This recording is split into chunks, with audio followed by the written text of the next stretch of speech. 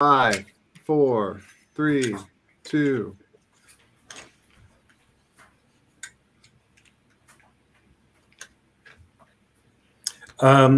Great. Yeah, sorry. I thought you were going to do the music-y part. Oh, no. I can. Hold on. Sure. It'll be just in time. This is the pure gold content that we are providing. And the award for most convincingly, disingenuously spontaneous podcast. Spinner stops spinning. I'm waiting for a spinner on the Riverside UI. All right. Love those spinners. Love that Joker.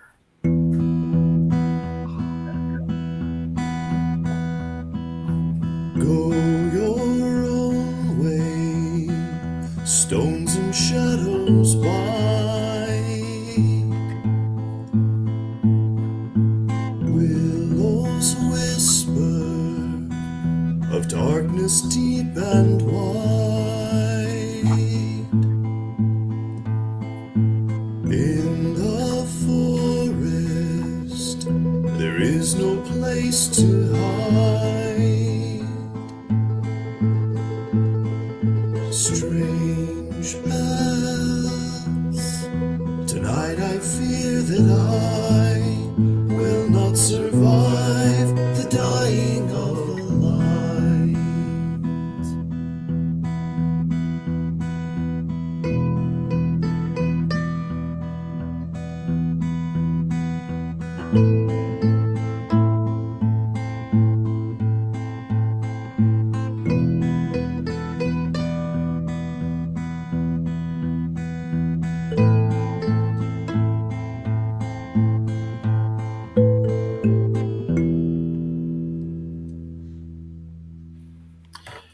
Breaker, this here's the Dying of Light. Come in, Rubber Duck. Just kidding. I didn't say that. Yeah, I did. This is The Dying of the Light, Season 3 of the Starfall Collective. The Starfall Collective is a collaborative storytelling group using the Dungeons & Dragons game system as a vehicle for creating rich and compelling stories in a fictional world that we've been developing together for a while. You can find out more about the collective as well as the stories we're telling at thestarfallcollective.com. We are back with another episode. Let's find out once again who is in this episode. I am Sir Robert, a father and entrepreneur and the host of this season's story. We have taken a break for a few weeks. We're back after about a month for all of our avid and rabid fans. So quick reminder of how this works. I am the host of the story, and I've got friends here playing the characters in the drama. What that means is that I know the basic way that the story goes, but I don't know what the characters in the story will do. And they are the ones who determine what the characters will do, but they do not know the twists and turns of the story. Therein lies part of the fun. So let's find out who's in the episode. Please say your name, something about yourself if you like, and a brief description of the character you're playing. Why don't we start with Jared? Hey, my name is Jared. I am playing Yoshka, a human wayfaring bard. All right.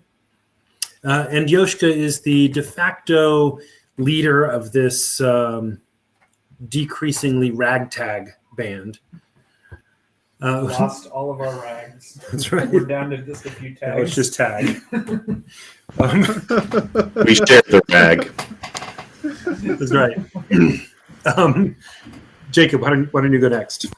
All right. My name is Jacob Burbridge, and I will be playing Talad, who is a human aberrant sorcerer. I have no meaningful snippets to provide for the conversation because I forgot what was happening. Okay. So, What does aberrant mean? spooky, I guess. I have no idea. It's the opposite of Barrett. It's like a tentacle beards, that kind of stuff. You know. No, that's not canon. The beardiest 17-year-old we've ever seen. That's right. Aaron Joy? I'm Erin Joy. I'm a math teacher in Durham, North Carolina. In this game, I'm playing Minnow. She's a forest gnome. She's short and old for a human, but not for a gnome. And Patrick? Hello, I'm Patrick. I have recently discovered that running is a lot more fun when you have a terrified look on your face and look behind you frequently. I'm playing the character Toll, who is a half-orc. Okay. And that's about it. I also don't really remember what was happening, and I think I've lost my notes. So, Well, you will remember after my extraordinarily useful, needlessly long intro tonight. oh, that's good. How about you, Matt?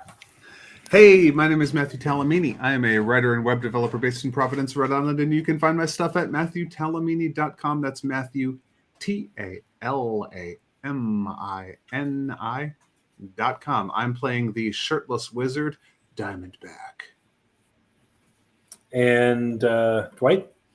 Hey, I'm playing Belvari, the young human druid. And tonight I am sponsored by Old Jared's Kettlecorn and Johanna's Troublesomely Chocolate Cake. Is it? Sounds right. There's a lot of chocolate in this cake. There is. And Josh, why don't you close us out?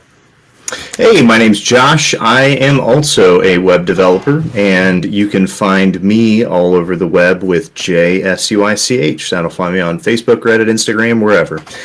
I play. Hey, Josh, before you say that, you're coming in a little hot still. Will you see if we can get Sure. just a little bit off so we don't talk about our. I thought that was a Darth Vader impression. Yeah, you're Sorry clipping. about that. Let me look for my gain. Yeah, we're just clipping audio, and I just wanted to fix that. Okay. Is That's that better? I Is that think so. good? Okay. Hi, my name is Josh. I am also a web developer, and I too like to code looking over my shoulder in terror and fear. Find that it brings a certain level of alacrity to my programming. And I play Inkatink, the Kinku, who has many voices, but not one. All right.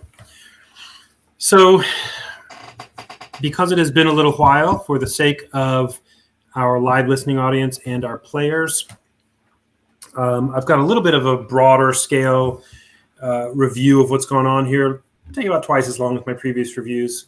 So let's get started with that. Like a 4-star review. Yeah, thank you. So previously on The Dying of the Light, after a harrowing night in the town of Saracon, under threat of death from both the forest's undead and the local Iron Bell, the party set off in the morning, trekking outward. Remember here that outward means from the center, right? Outward from the middle of the lands. With the help of their guides Lambril and Teco, they made their way out into the wilder lands of Garatone, apparently the ghoulish lord of this place. As the party traveled further and further out, the two guides were increasingly uncomfortable, leaving the relative safety of the guardianship of Captain Feridov, the gravel-gutted orc who held this brutal land in an uncompromising fist for the Iron Bell. For a full day of hasty travel, the group pressed onward towards the Lake of the Baisugen, and somewhere past that, the so-called Great Hole. As they neared the lake, the ground grew more loamy and the vegetation more lush, as though water were more plentiful here than anywhere else they had seen.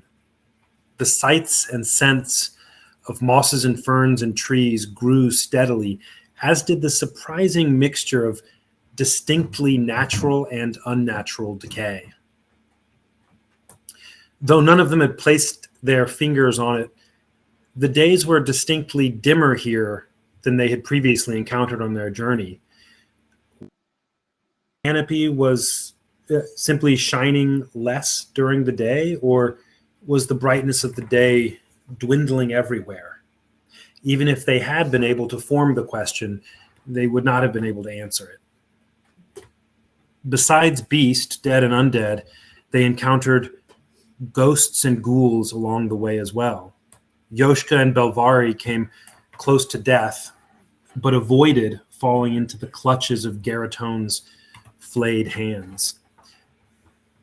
They had found this strange lake at last at the top of a steep, muddy slope of a hill. And strange it was because, as Neno pointed out, the top of the hill seemed an unnatural place for water. At the edge of both the lake and the night, the party found themselves face to face with a fearsome ancient dragon accompanied by a wormling. Surrounded by his great coils, even before they could realize what was happening, he glowered fiercely at them, his greenish scales reflecting little off their torchlight. The dragon introduced himself as the ancestor of the young copper dragon they had saved many nights ago. He had been searching for them to thank them for saving his last offspring in many, many years. And turning his underbelly scales towards them, they could see the bright reddish hue of this apparently great copper dragon. The green tarnish on his back scales now turned outward toward the night. Yeah. The dragon informed them that because they had refilled his own lair with his young, he would grant them a lair of their own. And he had been following them for a while once he found them. When they got to the lake, he told them enigmatically that he had revealed himself now because they had, quote, chosen wisely their new home. As he slipped almost silently into the great lake to make it ready, to make their new home ready, the party saw a brilliant light darting through the forest at the base of the hill. While the dragon was away, they ran down the hill and managed to rescue a wounded unicorn from a party of ravenous, marauding ghouls and spirits. They returned with this luminous creature back to the lake's edge, gashed and bruised after the long, arduous day and night. As they trudged back up the hill towards the edge, Neno sang a healing meditation to wash away pains of body, soul, and mind. The serpent returned to the party from the lake, and with half his body below water still, they heard a series of great booms and cracks. Suddenly, a side of the hill near them, but in the blackness of the night, burst outward, and they heard a torrent of lake water flowing through the hillside and out into the darkness of night. That is where we left the last episode. The dragon, as it had previously that same night, coiled itself around them, creating a shelter for them with its own body that they could rest in for the night. And dragon and unicorn discussed with each other things that the others could not understand in languages they did not know, as though they had things to discuss that had not been talked about in a long time. It has been a few days. 5 days have passed since you arrived at the lake. Each day, around the morning, the dragon, seemingly unbothered by anything that may have been out in the night, uncoiled itself and let the murky daylight in. And you all found yourselves again standing on the black circular round stone that was at lake's edge being lapped by the water. That first morning, the lake had dropped several feet. You could see the water had gone down. It was, several feet below you. But looking towards the west, and if y'all will remember, just to give you a sense of this, the headwaters are to your approximately southeast, approximately southeast maybe. Y'all have been moving outward, mostly northward and a little west, right? You are on the southeastern portion of the lake. You just came to it from that direction because you've been traveling northward and west, a little bit westward, mostly northward, a little westward. And you're on this black disc of stone.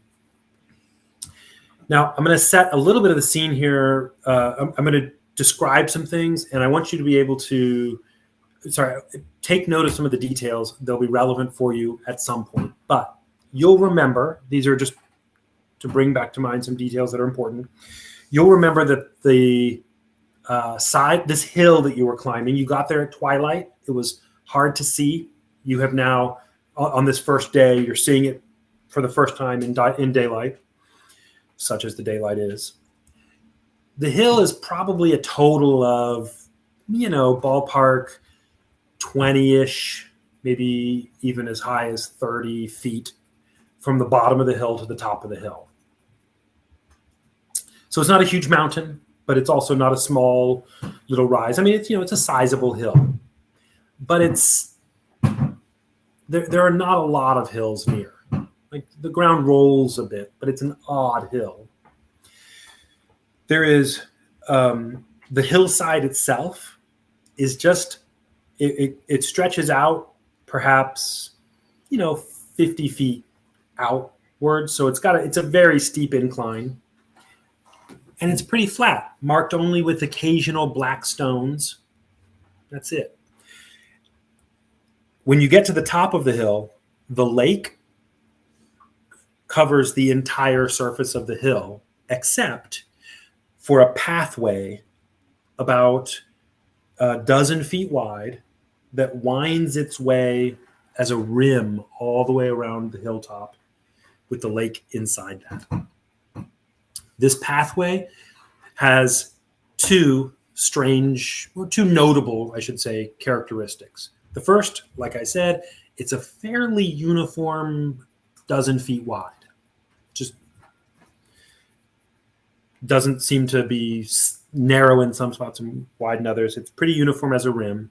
Secondly, you can see in the surface of it that this pathway has, on the very outer rim of the lake, it's a black stone and dirt. And a black stone and dirt.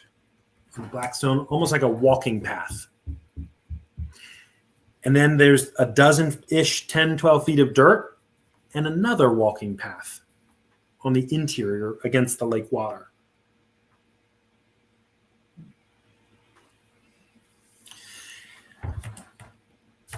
So the lake is flat. Here's two more important details. I say the lake, I meant the surface of the hill is flat, and there's only that little rim. Two more important details. Floating above the surface of the lake, somewhere, not like in the exact center, just somewhere in the lake, above, like you can see it. It's one of those white stones that you saw at Sarachan. It's kind of an obelisk shape. It is floating and clearly sort of drifting and twisting like the other one did. It's not like perfectly stationary, but it's not like moving. It's just sort of bobbing in place very minimally with some twists and turns on it. You have also noticed on extremely infrequent occasions the Baisugen, the spirit of this lake, the ghost lady person who this lake is known for. She has not come near to you, but you don't know why. Has she stayed away from you or the dragon?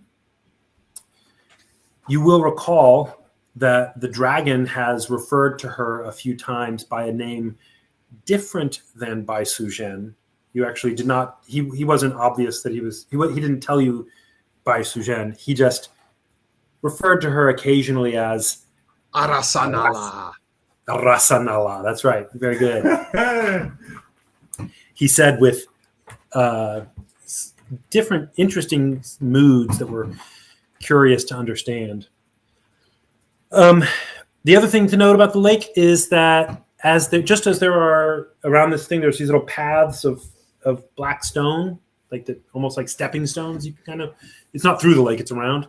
There are also occasionally at maybe irregular intervals, they're not like placed well or anything like that, but there's a dozen-ish large black monoliths of the same stone.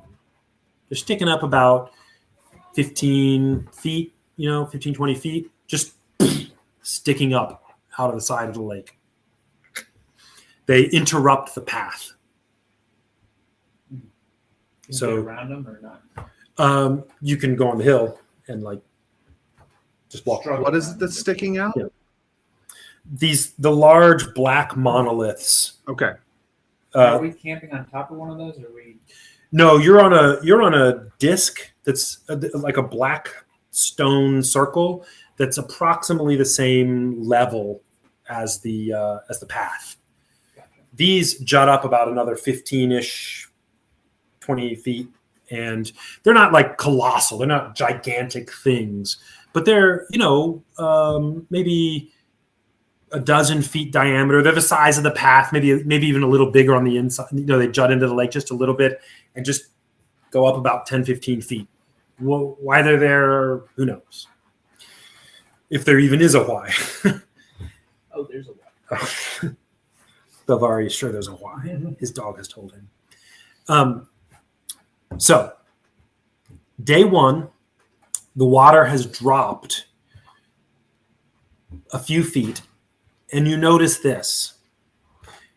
The inner surface, the inside part of the lake where the path is not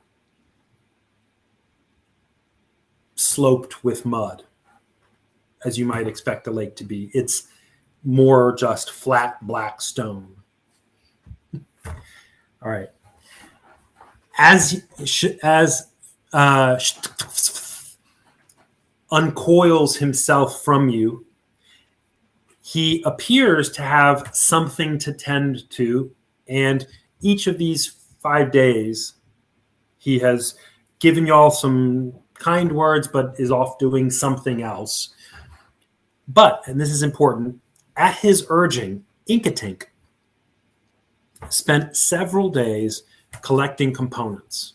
Now, though your characters may not know this because Inkatink can't exactly just tell you things, the players may know this, and the listening audience has undoubtedly put this together. That's right. Inkatink and the Kenku in general, actually, are very, very clever mimics. And they can reproduce anything watching it closely. And if they're shown something, they're very, very good at reproducing mechanically whatever happens. However, they don't really make stuff up. They don't really create things on their own, right? They mimic and they put things together. That said, the Kenku have the ability, they know by heart all components of the forest. Once they know it, they can find it, they spot them. So, urged Inkatink to go and gather components of various kinds. And with the help of 2 of the party, he went out and has spent several days gathering components. Which 2 of the party went and helped? Oh, I mean, one at a time, Diamondback- guys. One at a time. Diamondback really wants to get that focus. Yes, he that does. Inkatink is his sort of key to. So if Inkatink is going out searching for components, Diamondback is going, we're going to do that spell again, right? Going to find the direction that that those that my focus is in. Yes. I'm And just guessing Toll would be the other person for safety reasons. Or if if Toll didn't step up himself, Yoshka would look at Belvari and say, "Hey, will you go and No. keep them from dying?" No, I got my own things to do. I had Toll is happy to go. can you turn that up just a little bit, Pat? What was that? Toll is happy to go. Okay. Toll happy to go. I had guessed Toll and Neno would go. It is during the daylight hours, and so it's a little bit more a reasonable thing. But whatever. Neno, would you go or would you I not? would be happy to. Okay. So Inkatink, Neno, and Toll go out on this not quite errand. That's a little too strong. It was Diamondback something. follows Okay. unless prevented. No, you're welcome to. It was something that the great ancient dragon strongly encouraged Inkatink to do. And here's what he told them to find. He told Inkatink to find as much mold earth as he can find. Get it? Mold earth, just to give you a sense of this, Inkatink would know this, and he would be able to tell you, and I'm happy to let you do that, actually, Inkatink, but just for players right now, up to a 5-foot cube of earth or stone, like pebbles and whatever, you can move 5 feet. Right? It's a cantrip, so it's what they were using in Oravan to pull parts of the cave down, right? 5-foot chunks. So he basically said, get as much as you can. You want to get mold earth, as much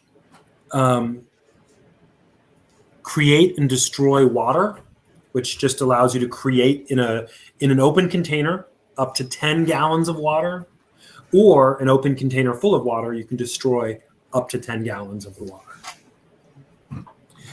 Are you saying the cantrip is called mold earth, or Yeah. are you saying it's earth of a mold? The cantrip is called mold earth. I'm just telling you the spells that he said to go look for. Mold earth, create and destroy water, mending, and with a laugh, because you'll remember this copper dragons, and this one's no exception, are good-humored creatures who are jovial, and it's contagious. We laugh Literally. uncontrollably. That's right. With a laugh is a spell or a cantrip? Say it again. With a laugh is a spell or a cantrip? Did I not go loud enough? Oh no, you're good. You're loud now. Okay. I just didn't understand the question. I didn't. You said like with a laugh. I didn't know if that Oh, was I'm sorry. another. No, and with a laugh, he also suggested, and you'll probably want prestidigitation, Oh, okay. but he didn't tell you why. He seems to be good-humored and having quite a bit of enjoyment at watching you during this process. That's my So- bad. And then you said laughter is contagious, so I thought there was a cantrip called with a laugh that like made people laugh contagiously. So my Oh. thought was interested. It's a good name, though. I like it. It will There be is a next spell for season. that. Except it's hideous laughter. Okay, so here's what this has occupied you and taken several days. I have already put this in your shared component pouch. Here is what you got. You got, sorry, where did the, I'll just read you what I have here. You got hundreds of mold earth, many dozens of create or destroy water. I've put specific amounts in your component pouch, your group pouch. You got 61 produce flame, which was not one that he said to get, but that's how many you got, which allows you to create a small flame in your hand and do some things with it. You got 46 mage hand, 224 mending, 783 prestidigitation. Dang, that's a lot of cartloads. You guys must have gotten some big baskets or something. 783. They're all just down. Yeah. 38. This giant. And how many mage hand? Just 46. That's And- what Nino carries the pot from here on out. And while you're at it, because Inkatink was cleverly taking advantage of the search, he found 28 spare the dying. All right. Now, those are listed in your shared component pouch. We'll talk about some of that at some point. But the important thing here is you have a lot of that ready. During the several days that you traveled around, to the best of your ability, you cleared all of the forest in a reasonable walkable distance of these components. You have all of them that were available to you. Could have missed something, but Inkatink was like, I recognize that plant. I recognize there. Hey, Toll, I see a thing over there. Why don't you grab the flowers off of there? And and y'all worked and worked. You got baskets of stuff, and you brought them back, and you're doing your stuff. Also, a quick bookkeeping catch up for this. Morka, when you left Saracon, Morka, the sort of elder mage lady, druid lady, gave you a couple dozen components. Those are in your component pouch marked with from Morka. Okay. And it was just, you did a friendly exchange. You gave her some, she gave you some. Did I don't remember anymore if I We gave didn't. them. Yeah, okay, it doesn't matter. Okay. You can take some random ones out if you want, but she didn't need anything back from you specifically. It was a gesture of goodwill. But you see those in there, and some of those have things like secret chest, which is a way of creating a little magical place where you can store things. Could include things like whatever. So you have, again, somewhere in the neighborhood of 700 mold earth. It was a lot. Inkatink was hard work. 839. 839, that's what it was. Mold earth. And a bunch of destroy water, and then the numbers I gave you of the others. For Diamondback, you will remember that the party has enough components for multiple potions already. So y'all can do this.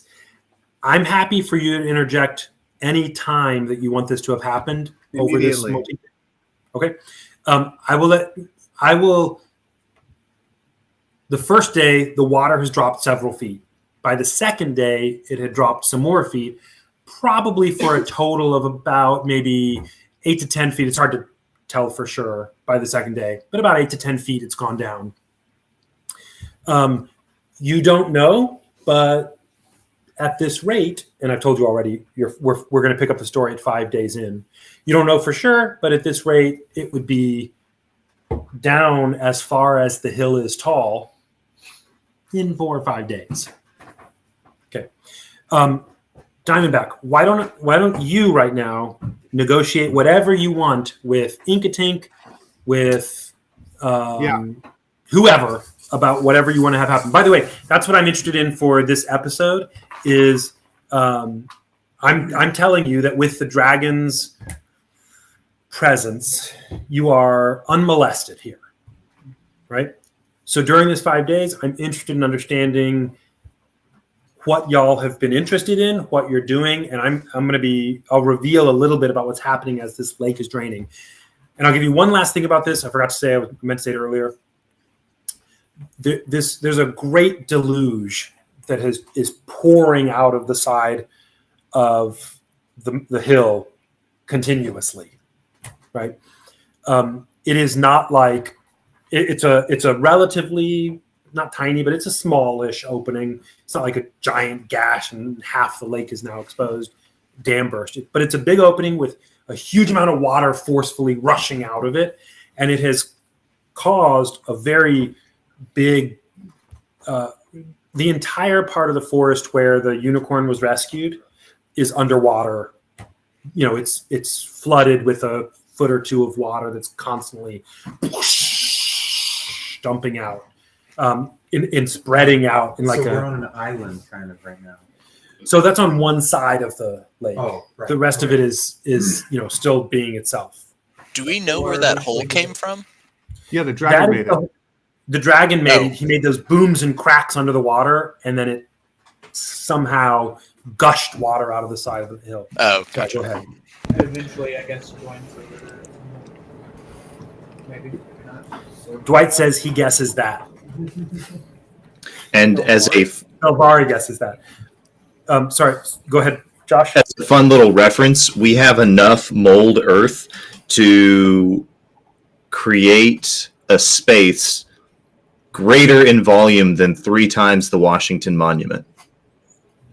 Wow. When y'all say mold earth, I'm picturing like you're adding cinnamon and nutmeg to the dirt, heating it up. So that said, I just want to throw in as canon that the first morning when the great dragon uncoiled himself, to everyone's surprise except Belvari, his bright-eyed, bushy-tailed, and stealthy dog came bounding towards him, having survived well, as it was well trained to do. Hey, Chekhov, how's it going? My dog's name is Chekhov. Nice. All right. So the water has to have stopped, right? Because the hole is in the side of the hill and now the water level is below the hole. It has gone down about 8 feet. Okay. We're on day 2-ish. It is still spurting out. The hole is low. As a matter of fact, just to give you a sense of this, 85% down the hill, the water is shooting almost upward.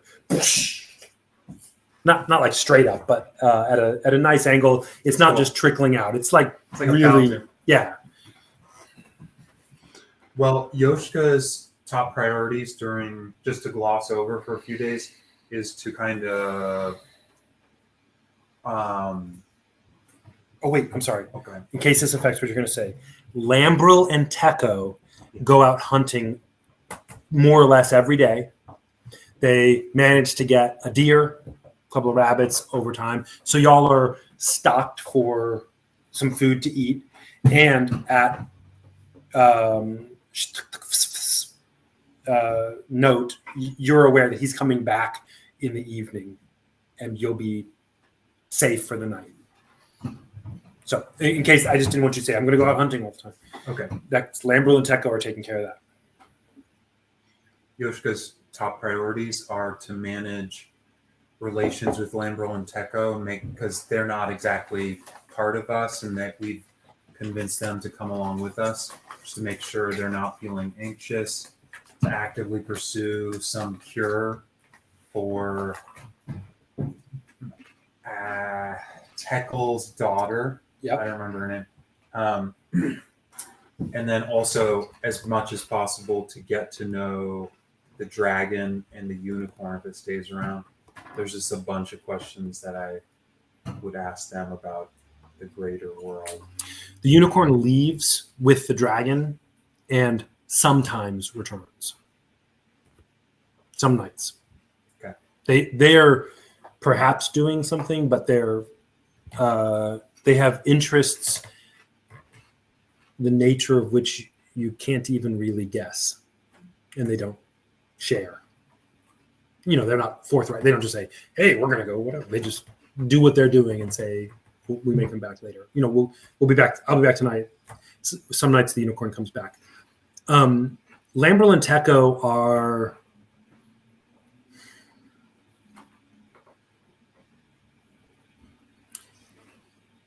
This is so far outside the pale of their experiences. They don't know what to make of you guys.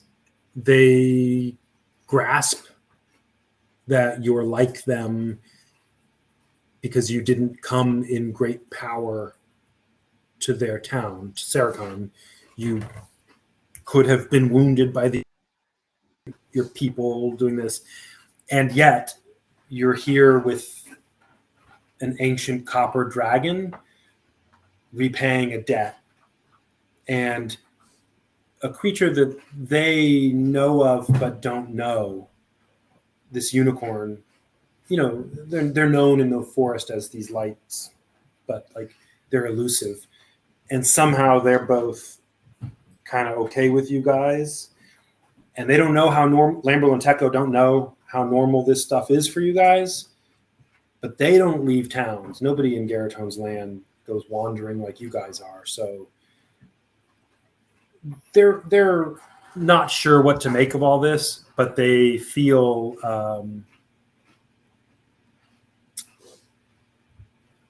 a combination of, they feel that special kind of exhilaration that you get when there's a sense of dangerous, freaky holiday, but you yourself are secure.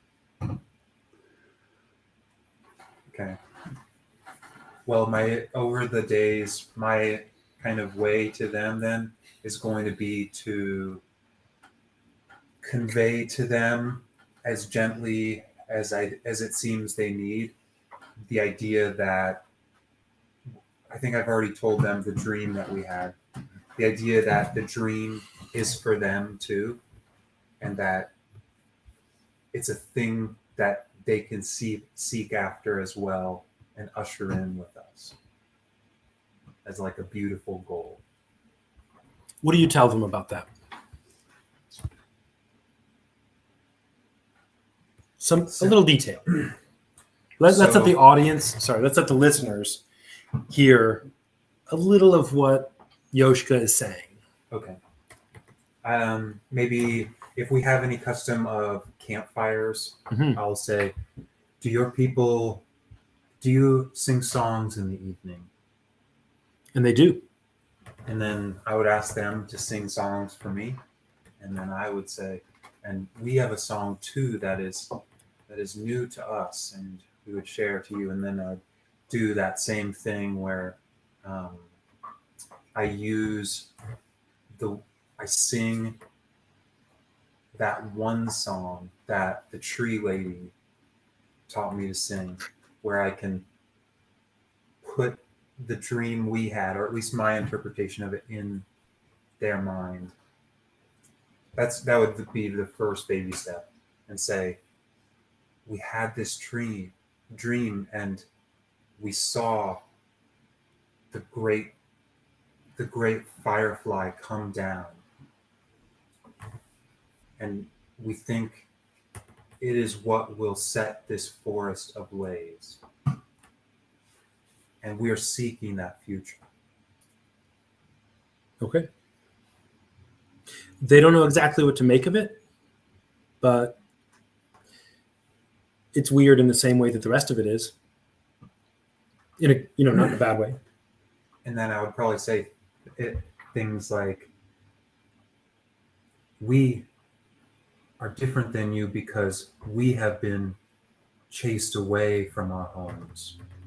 And we cannot go back.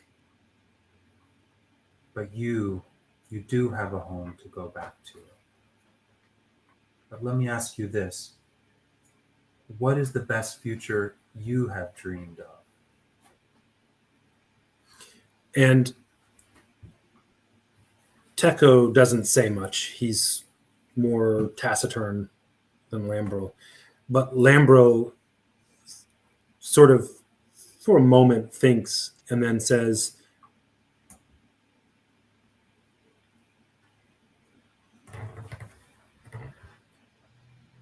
I don't think I understand what you mean by dream.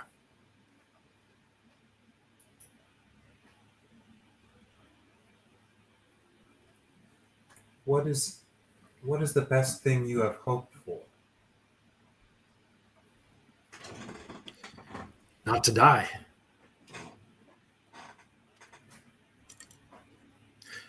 Then Teco chimes in. For my daughter? Yes. Minnow pipes up. What have you dreamed for your daughter? What do you want for her? that she should, I don't know, that she should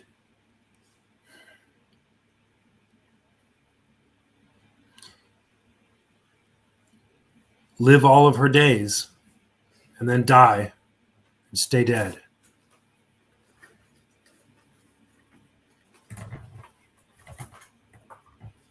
Is Diamondback there to hear this? Well, That's up to Yoshka. Depends on how he would want to shape this encounter. Sorry, bro, if you didn't hear it, there's no DNR on file. sure, I'm game. I was imagining when everybody was around at night. I mean, assuming Diamondback you- would just be like, isn't it a waste to stay dead? It is certainly not a waste for Garatone.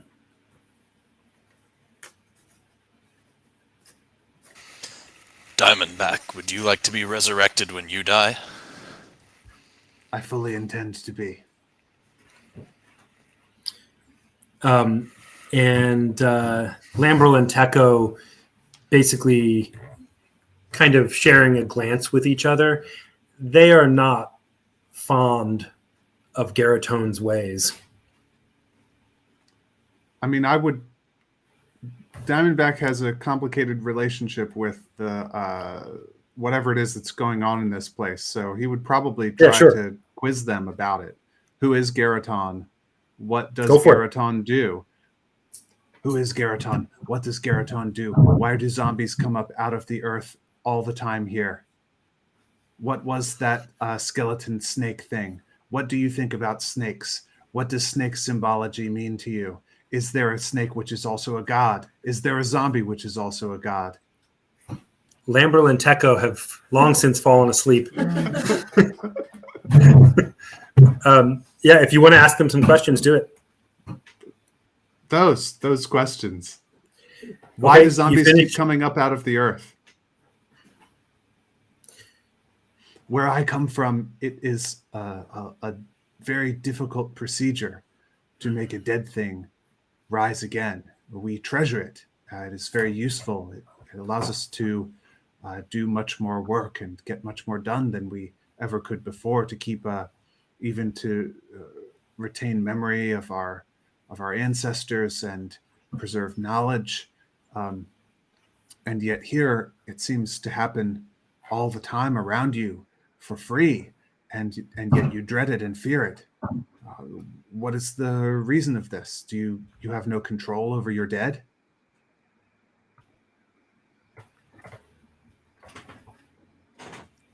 If I recall correctly, you come from Simdaran,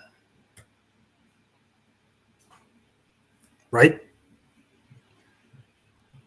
I don't know Cinderon, but I presume so. Y'all will remember that Simdaran was the deity sort of figure that the Oravan Yeah. claimed was lord of everything. But just to say, but I only know about it from the Oravan and their Yeah, yeah. murderers and crazy people, so I don't know if they're right or what they might know or not. It's not part of, according to, I mean, it's not Yeah. part of Snake Clan sure, cosmology. Is Jacob's And- character there? Jacob's character is there. He's just kind of, he's in sort of a PTSD moment right now, so he's not exactly listening, just remembering that his entire family wanted to kill him. So he's not going to comment right now. It's been less than a week. Yeah. That's something. Okay, so or it's been right about a week. Nino, having seen him shaking and spacing off, is just sitting behind him, rubbing his back. So Lambrel says to you, Diamondback, look around the forest. How many beasts have you seen? Very few, none. Yeah, not many. They aren't here. Simdaran is the Beast Lord. And Garatone has the flayed hands. So in your land, when you come from Simdaran, there are beasts. And in Garatone, There are the undead. And perhaps this is something our large friend could tell us about. Is the dragon coiled around us at night? Yep. Great dragon. The coven is the greatest, are the greatest ones we have heard of. But you are the greatest one we have met. Who are the greatest ones you have heard of? And who are the greatest ones you have met?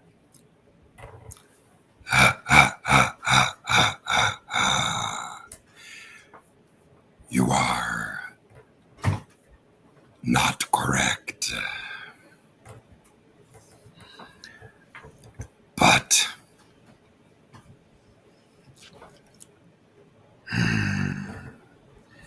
how can you understand? And the younger dragon, the wormling, who's been there with you and cannot communicate with you at all, clatters his scales as he does sometimes, and the elder clatters back. And he says,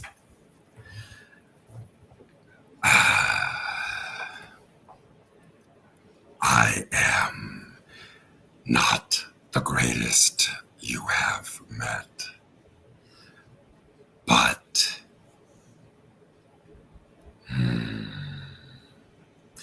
and then he thinks for a moment and says,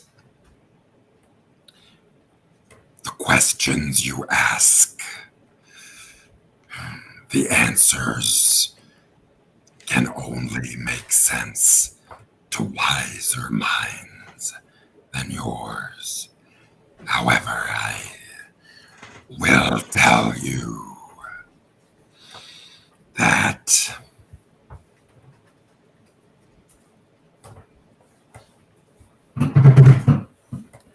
Diamondback has something to say about that. But go on. He's not going to interrupt the dragon. Plus 1d4 for wisdom. But I will tell you that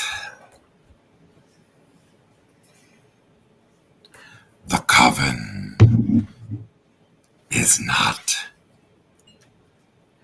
as great as the coven believes, because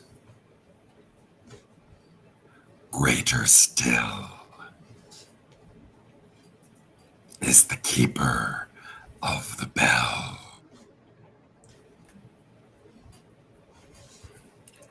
We have never heard of a keeper of the bells.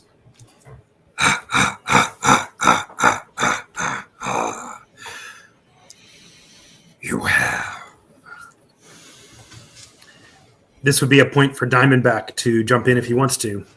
Diamondback says, I've now traveled in many different towns, many different people who have had many different experiences of this wide world, and I've seen many strange things which those people are completely unable to explain in the common language that we all speak. They seem almost entirely incapable of articulating their experiences. Witness these two. They cannot even tell me what it means to be undead or where they come from, although they deal with these things every day. Please, dragon, if you can say it in common, say it to me. How could I alleviate the burdens of one so heavily weighed down as you? That's why I will reach over and give the dragon guidance.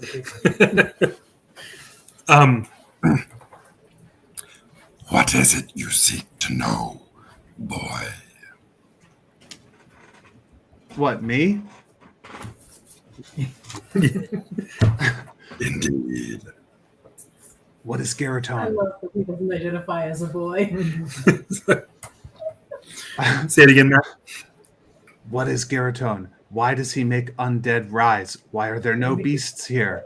Where do the rivers go and where do they come from? Who is the keeper of the bells and what is the overall objective of the bells in general? Why do they behave differently in this land than they do across the river? What is their command structure? Belvari makes 2 flowers grow out of Diamondback's ears.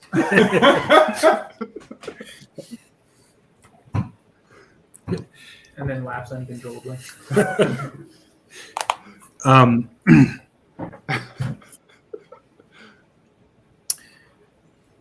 He just listens patiently and amused. But at the end says,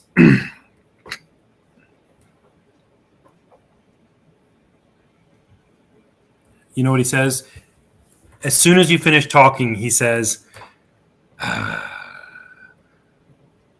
How many roads must a man walk down?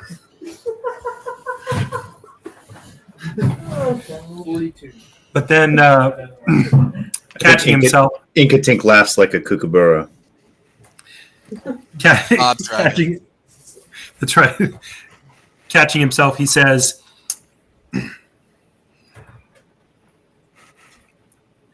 give me a sec. When little children play, they are told not to play with the swords of their fathers. And so they refrain from sword and knife alike because they cannot distinguish between the great and the small.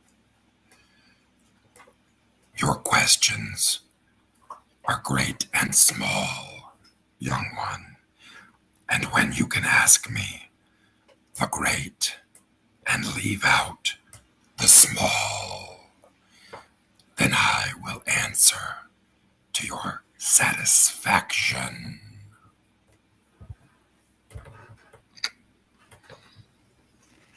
So how many permutations of questions are there, Matthew? Says Toll. Can't canonically. So Theoretically, 9 factorial.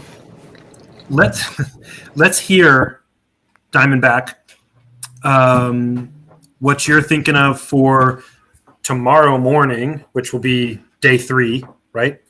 Ish. Yeah. Let's have Diamondback talk about his interests for tomorrow. So, like noon of day 1, Diamondback would have said to Inkatink, "We don't seem to be gathering the components to make the potion to find our magical focuses.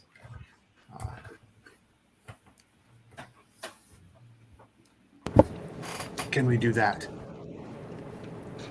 Will you make me a potion so that I may find my magical focus?"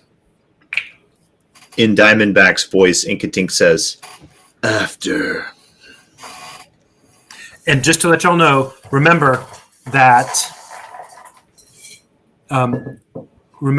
you have sufficient components in your possession right now that you know of. I mean, you know the stuff on them to make maybe a half dozen more of the potions. But there is something about it.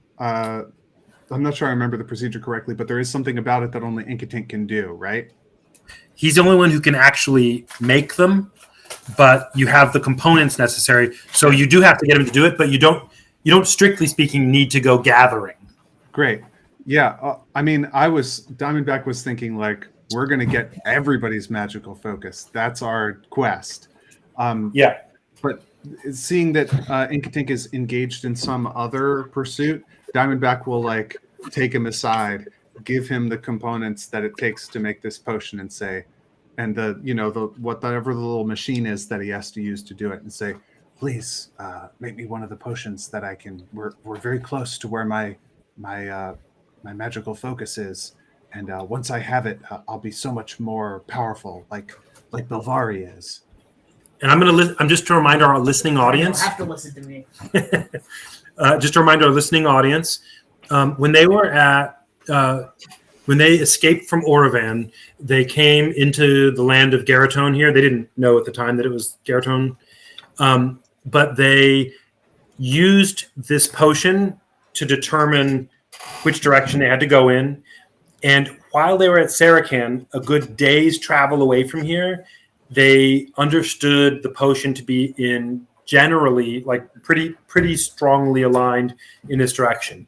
That said, you could use the potion and find that it's, a few hours travel in some direction or another, or it could be here or it could be there.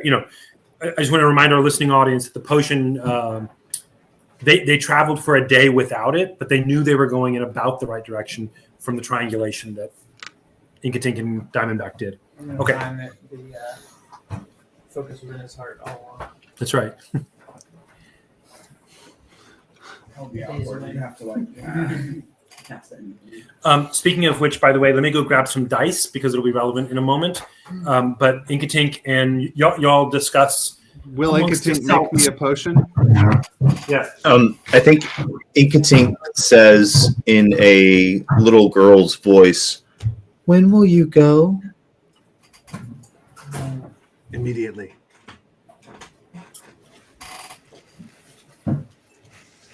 I think Inkatink, you can see he's very consternated. His feathers around his neck and head kind of puff up a little bit. You see a little row of fluff go up and down. And he says,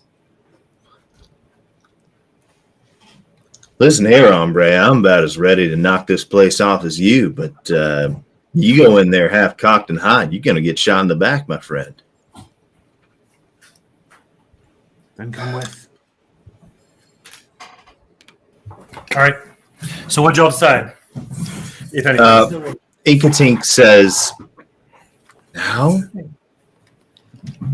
There are no beasts. It's close. We came to a place that's close to where it is. And he looks over in the direction of the lake and says, "The others?" Yeah, I mean, if Toll's in earshot of this, he'll speak up and be like, "I'll go with you. I'm interested to see."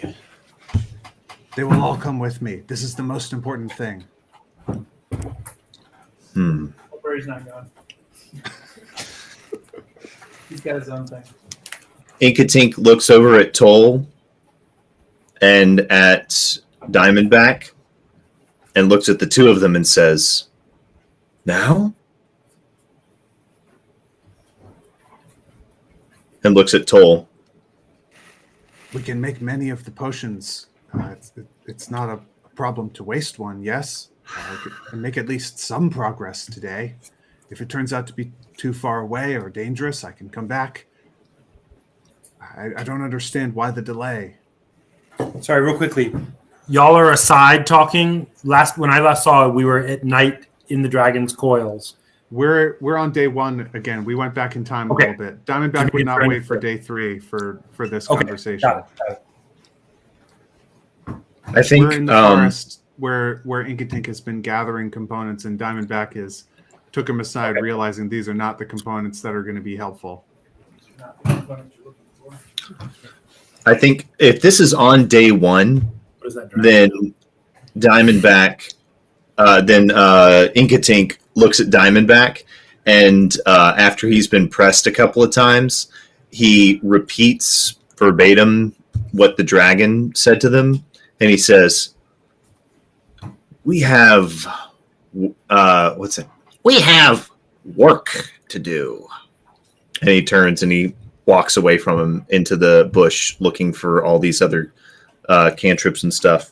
However, on the morning of day 3, Inkatink walks over to Diamondback and he pulls out a roll and he unrolls it, and it's got all the components lined up and ready to go. And he pulls out the cube and he pulls out a little like a needle fashioned from some sort of, quill of a porcupine or something. And he says, now. Now. He reaches for Diamondback's arm and he right. fills So a couple of quickly. vials with blood. Before we go further with that, let's do the night before. This is on morning of day 3, right? Okay. Sure. Yep. Yep. So I have something for night of day 2. Okay. It is nighttime. It'll be in the morning. Oh, can I do something before that? Yep. What Belvari has been each day going out, and I don't have my spreadsheet of item things, but he is looking for. Oh, and he also has tech magic, so that might help. He's looking for conjure animal Components. components. Yeah. Okay. Nina, when she comes home from the scouring they're doing, is pretty consistently just sitting on the lip of their disc with their feet dangling over, staring at the water, seeing everything she can see. And before every time they eat something, and before she goes to sleep, she does some weird dust water hand thing on the ground. And it's several times a day, so the guys who are tuned in could mimic her at this point if they wanted to. It's been several weeks. She's doing this thing several times during the day. Yeah. Okay. At the edge of the water, looking over the edge. Anywhere, wherever. Oh, okay. But Got it. in these particular days, she's coming home and staring at the water. It's Okay. very fascinating. Got it. Aaron, be sure to speak up. I can kind of hear you, but it gets a little bit difficult to understand you every now and then. Let me summarize just in case it's better for the recording. When she comes home from the searching they're doing in the woods, she plops herself at the edge of the disc, dangles her feet over, and stares at the water because it is really fascinating to her. She also continues to do the thing she's been doing all along, which is before eating and before sleeping, she does some kind of ablution thing, either in the dust or in water if there's water nearby. Now that she can't reach down below to the water at the edge of the disc anymore, she's using whatever flask water they have.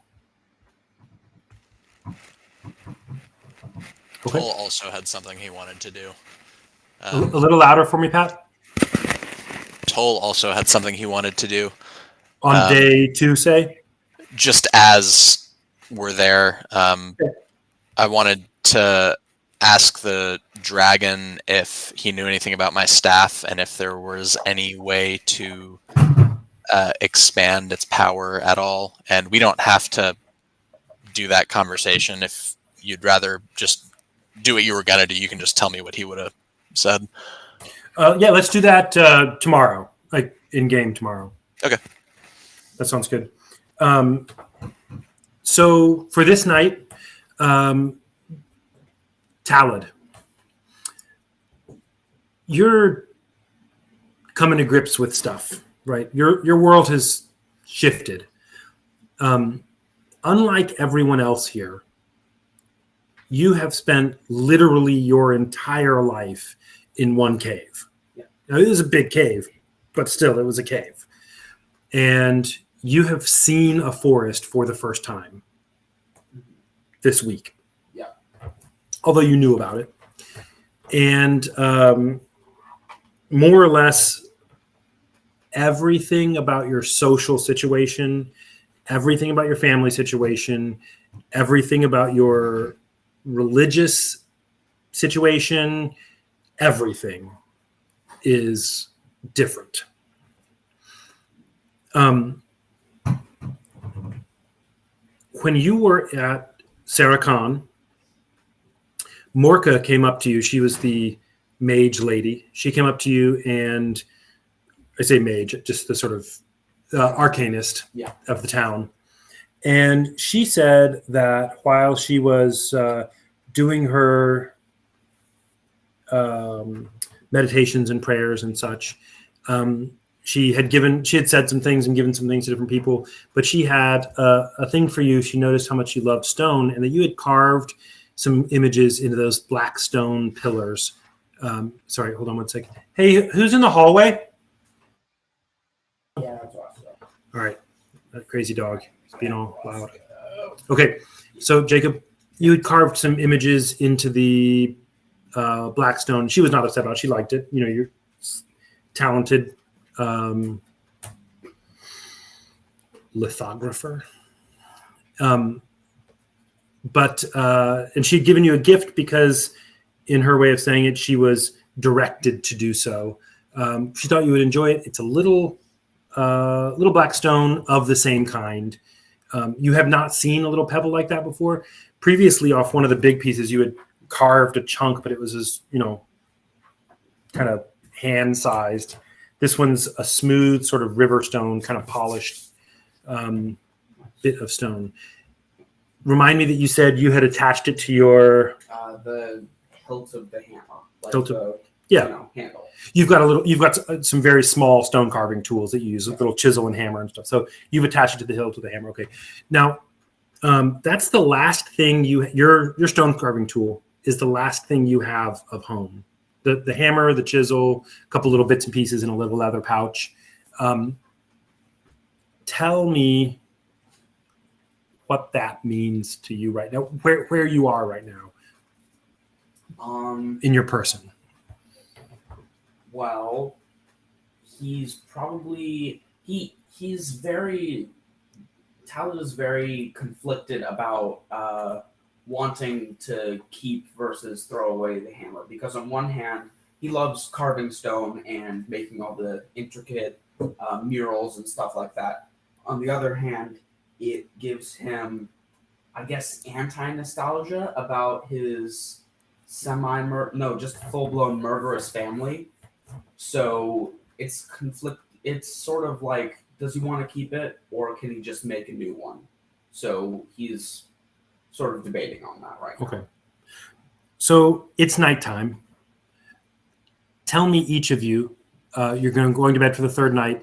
This quote unquote room that you're in, this serpentine wigwam that you are in, is a dozen, maybe 15 feet diameter, comes above you, small opening at the top, where the dragon's tail has curled, and it stays a little bit open. Your campfire smoke goes out there, that kind of thing. You feel very safe here, so that's fine. How do you sleep? Like, if all of you were huddled together in one spot, right, you would only fill 10 square feet of this maybe 100 square foot space, right? But do you not? Do you lay?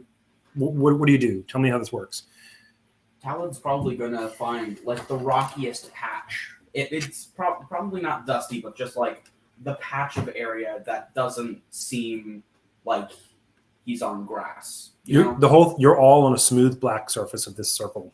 Oh well. Which is now dry, by the way. The water has dropped far enough that it's not lapping up onto it. Nice. He'll just sleep wherever then. Okay. It's all the same, really. I mean, to him. Anybody else? Nano migrates through the night, whichever just sleeping friend she sees having a nightmare, she brings all of her bustling skirts over and shoves something soft and warm up next to them. So they have some tactile comfort while they're asleep. Okay. Diamondback has not stopped sleeping with his giant snake curled up around him protectively. So there's a dragon coiled around them, and then there's a snake coiled around Diamondback inside of the dragon. Coilception. Yeah. I am think- imagining a campfire in the middle of this space. Yeah. But I realized I don't know if that would make sense with the dragon. No, it's fine. It's a Like, big space, and you don't need a huge one to illuminate the area. And he's got a hole at the top to vent any. okay.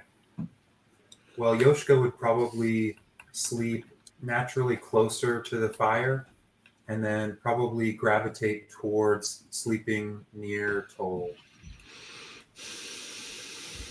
All right. Yeah, Toll's just gonna sprawl out wherever, extremely ungracefully, like arms outward and like wake up with like weird marks on his face type stuff because Slight cuddling drool maybe next to his yes. On whomever. All right, Belvari, you've got Chekhov with you sometimes, or maybe all the time now. Yeah, Belvari finds the place that is furthest from everyone. All right, and are with Chekhov, including the dragon. So in the fire. Oh yeah, that would be in the fire. Belvari puts the fire out and sleeps on top of it. Inkatink, how about you? I think Inkatink asks if he could sleep perched on his scales along his back or along his neck somewhere. Yeah, you're welcome to rest on one of the coils. Yeah, so he gets up on top and sleeps between the scales. Like if he's got any kind of ridges or anything, he sleeps between them, makes a little nest. The wormling does similarly elsewhere. And for whatever it's worth, it's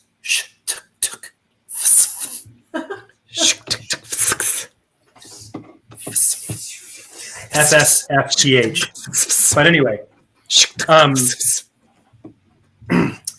So, okay, that sounds good. It is nighttime.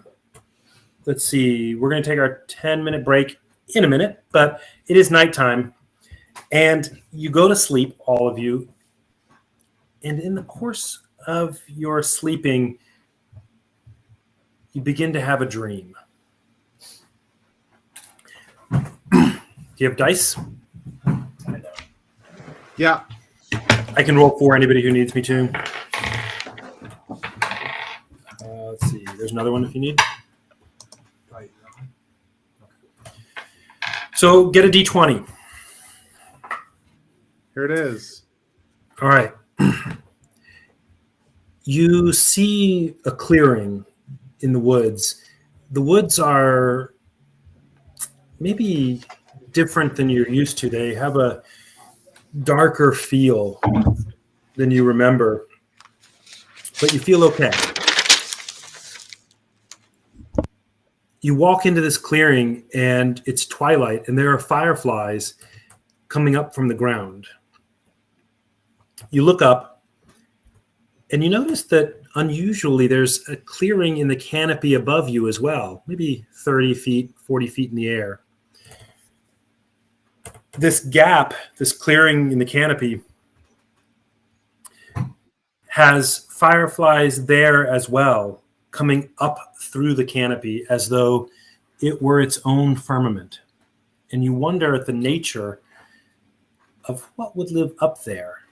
Inkatink, you in your dream feel a sense of home when you see that canopy with its the hole in the canopy with its fireflies and that firmament up there.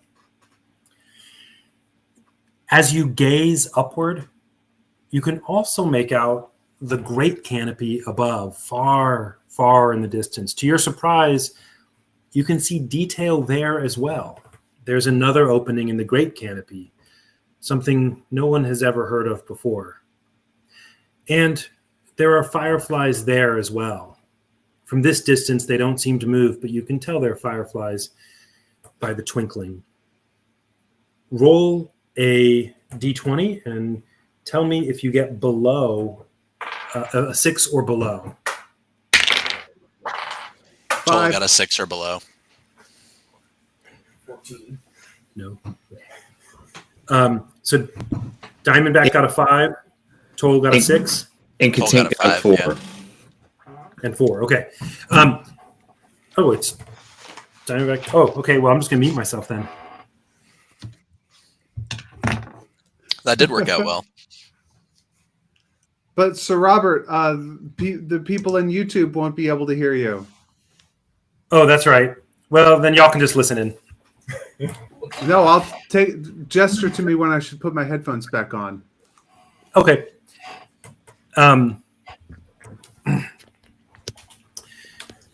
Your gaze returns to the clearing before you. It's grown dimmer, but not quite dark. Floating in front of you is a glowing symbol, a glyph. It flickers white and blue with licks of yellow and orange, and it seems to be floating before you, an ethereal symbol of you know not what. But roll me a d20 and tell me if you get below a 10 or below.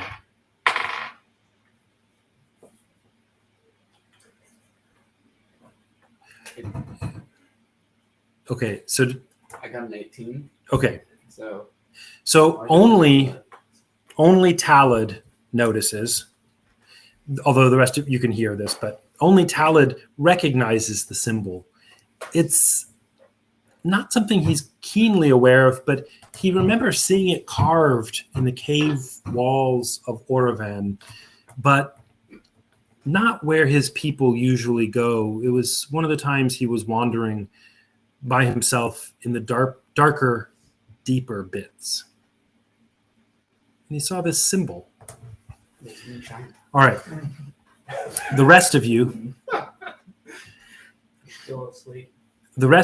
just as the symbol before you flickers, you notice the twilight has faded to the familiar, has not faded to the familiar blackness of night. In fact, the entire forest is flickering. Your gaze drifts outward and you notice the yellow-orange flickering in the symbols are now in the forest as well. In the distance, you see that the forest is ablaze. The symbol dissipates in wisps of white-blue mist and is gone. Standing up, you walk forward. The fire is far from you, but as you glance around, it can be seen in every direction. You walk forward a few moments.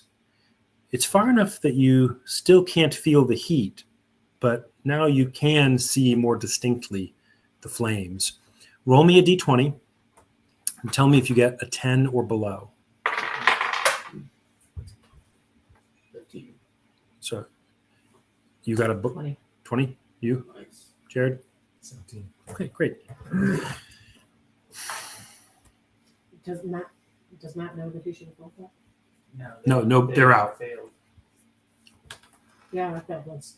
That was a That was a special kind. That was an aside, not Okay. the main. You didn't recognize it. Was That was a special note.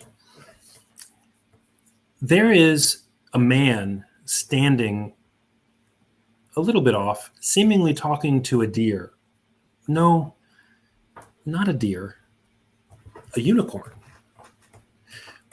You draw a bit closer, and at some point, the unicorn seems to nod his horn slowly and walks at an easy pace into the flames and disappears.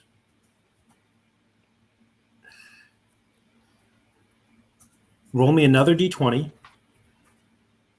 and tell me if you get above a 12.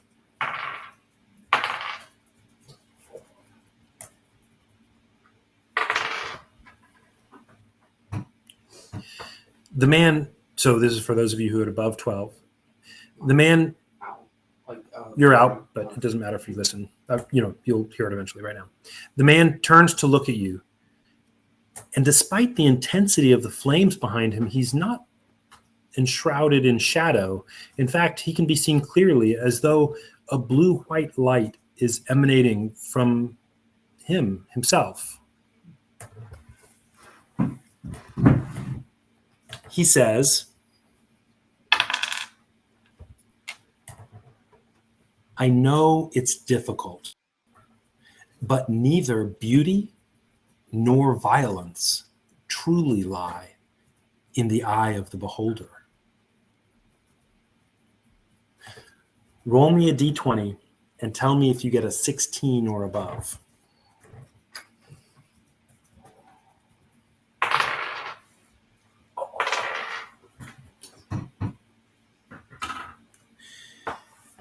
Belvari, after a moment, he looks at you and says,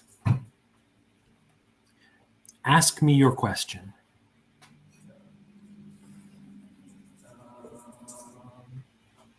what's above the canopies? He says,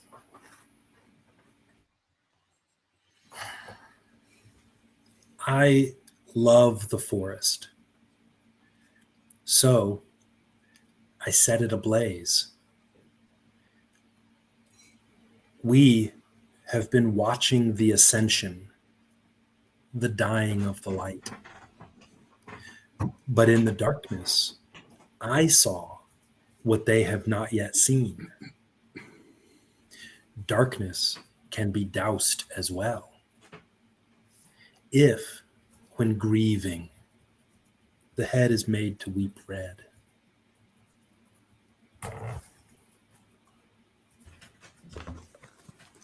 Hey! Hey, Josh. Oh, he can't hear us. Matt, you missed a good poem. Poetic. Patrick, are you there? Maybe like, is there a chat window kind of thing? Patrick, come back. Maybe. I don't know. Scream into the mic, maybe it'll hit his ears. Hey, Patrick, are you there? Yes, my bad. Okay, good. So you all wake up in the morning feeling refreshed, but you're not exactly sure why. Talid, you awake in the morning as usual, clutching the one thing reminder you have of home close to your heart. Come here.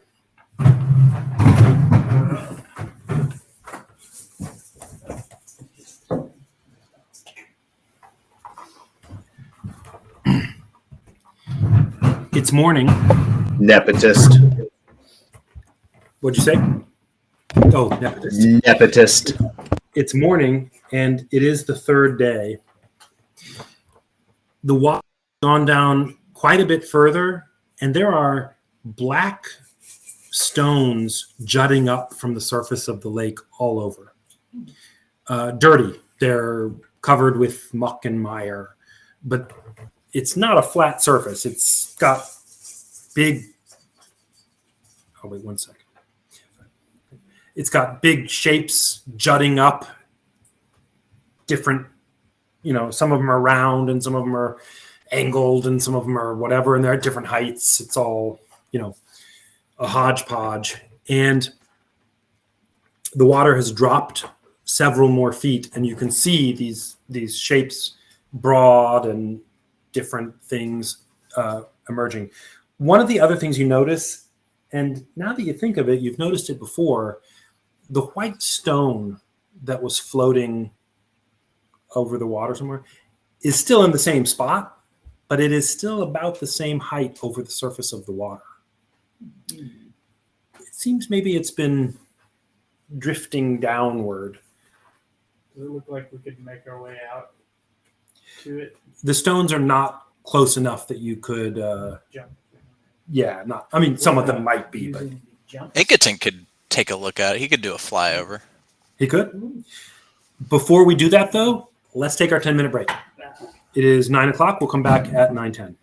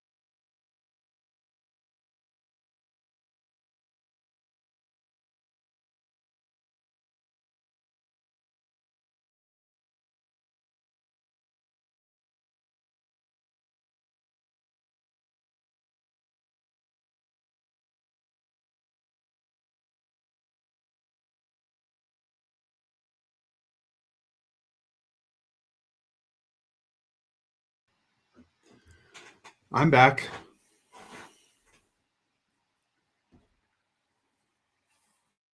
The cards are like various characters and then I don't think attributes. I ever played that.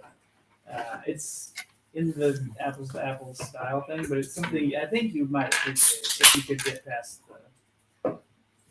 I'm actually okay with apples to apples now. So basically there's different ways you can Okay. do it, but each person gets 3 characters and 5 attributes, and you get to keep 1 character and 2 attributes. And the characters are like, I don't know. One of the funny ones I remember off the top of my head is like Gandhi, but he has a shotgun that shoots shotguns. Oh. And I don't remember what the other. I think the other attribute was he doesn't have legs. Just there's different Random. attributes. Yeah. Some are good, some are bad. And then one of the ways you can do it is everybody has a hero that they make using that. And there's like a bad guy. And then you just go around saying why your hero is going to be the one that defeats the bad guy when you all go to defeat him. Or you can do 2 people make a character and you say why you would beat that other person's character, and everybody kind of decides, oh yeah, you've made a good case. But it's still very subjective. Yeah. It's based on how well you can. We're down to 1. There are no children to blame it on. Matt, Dwight's been using his.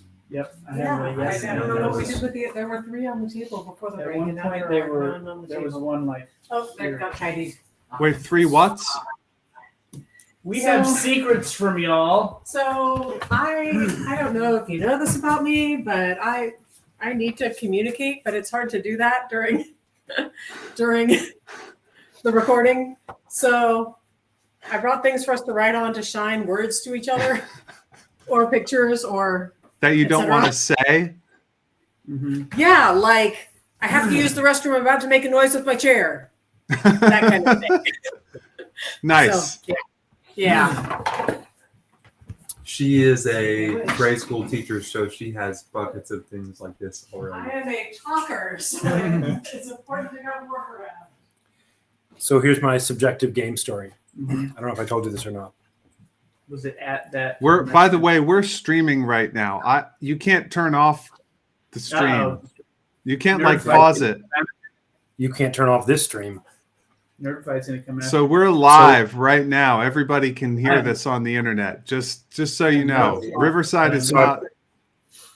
All right. Well, Josh is back, so we'll finish. Pat, are you back? Yep. Okay. Aaron will be back in a sec. Josh can rescued tell you your from my subjective- story. You can tell that's your subjective. No, Thanks, you too. Let me get some cream for my teeth. no, you're subjective. Oh, man, after great travail, our espresso maker is finally working and everything, and it is nice to. Nice. It's got an automatic grinder and dispenser, so it dispenses the perfect amount every time, and a auto tamper built into the grind, so you have no mess. And then you just pop it out, pop it over, push a button, and perfect espresso every time with Americano features and frother. Does it have a milk steamer? It does. So I've been making cappuccinos and lattes, and it's good. That's pretty nice. It is. Coffee beans. Give you more Crappuccino? Very strong flavor. The DeLonghi La Specialista. And then it just tastes like cream. Like it tastes like hot cream. Nice. What? Sounds like a picture. I have these coffee beans that are like very strongly flavored. They're very unique. Yeah. It's a good flavor, but if you add cream to it, it like completely just there's no flavor left. It's just cream. Weird. Well, Maybe you should add coffee flavored cream to it. Get on it. Yeah, let's get back in the salad again. Let's do it. So, Tosh me. I'm going to do our abbreviated intro here. This is The Dying of the Light, Season 3 of the Starfall Collective.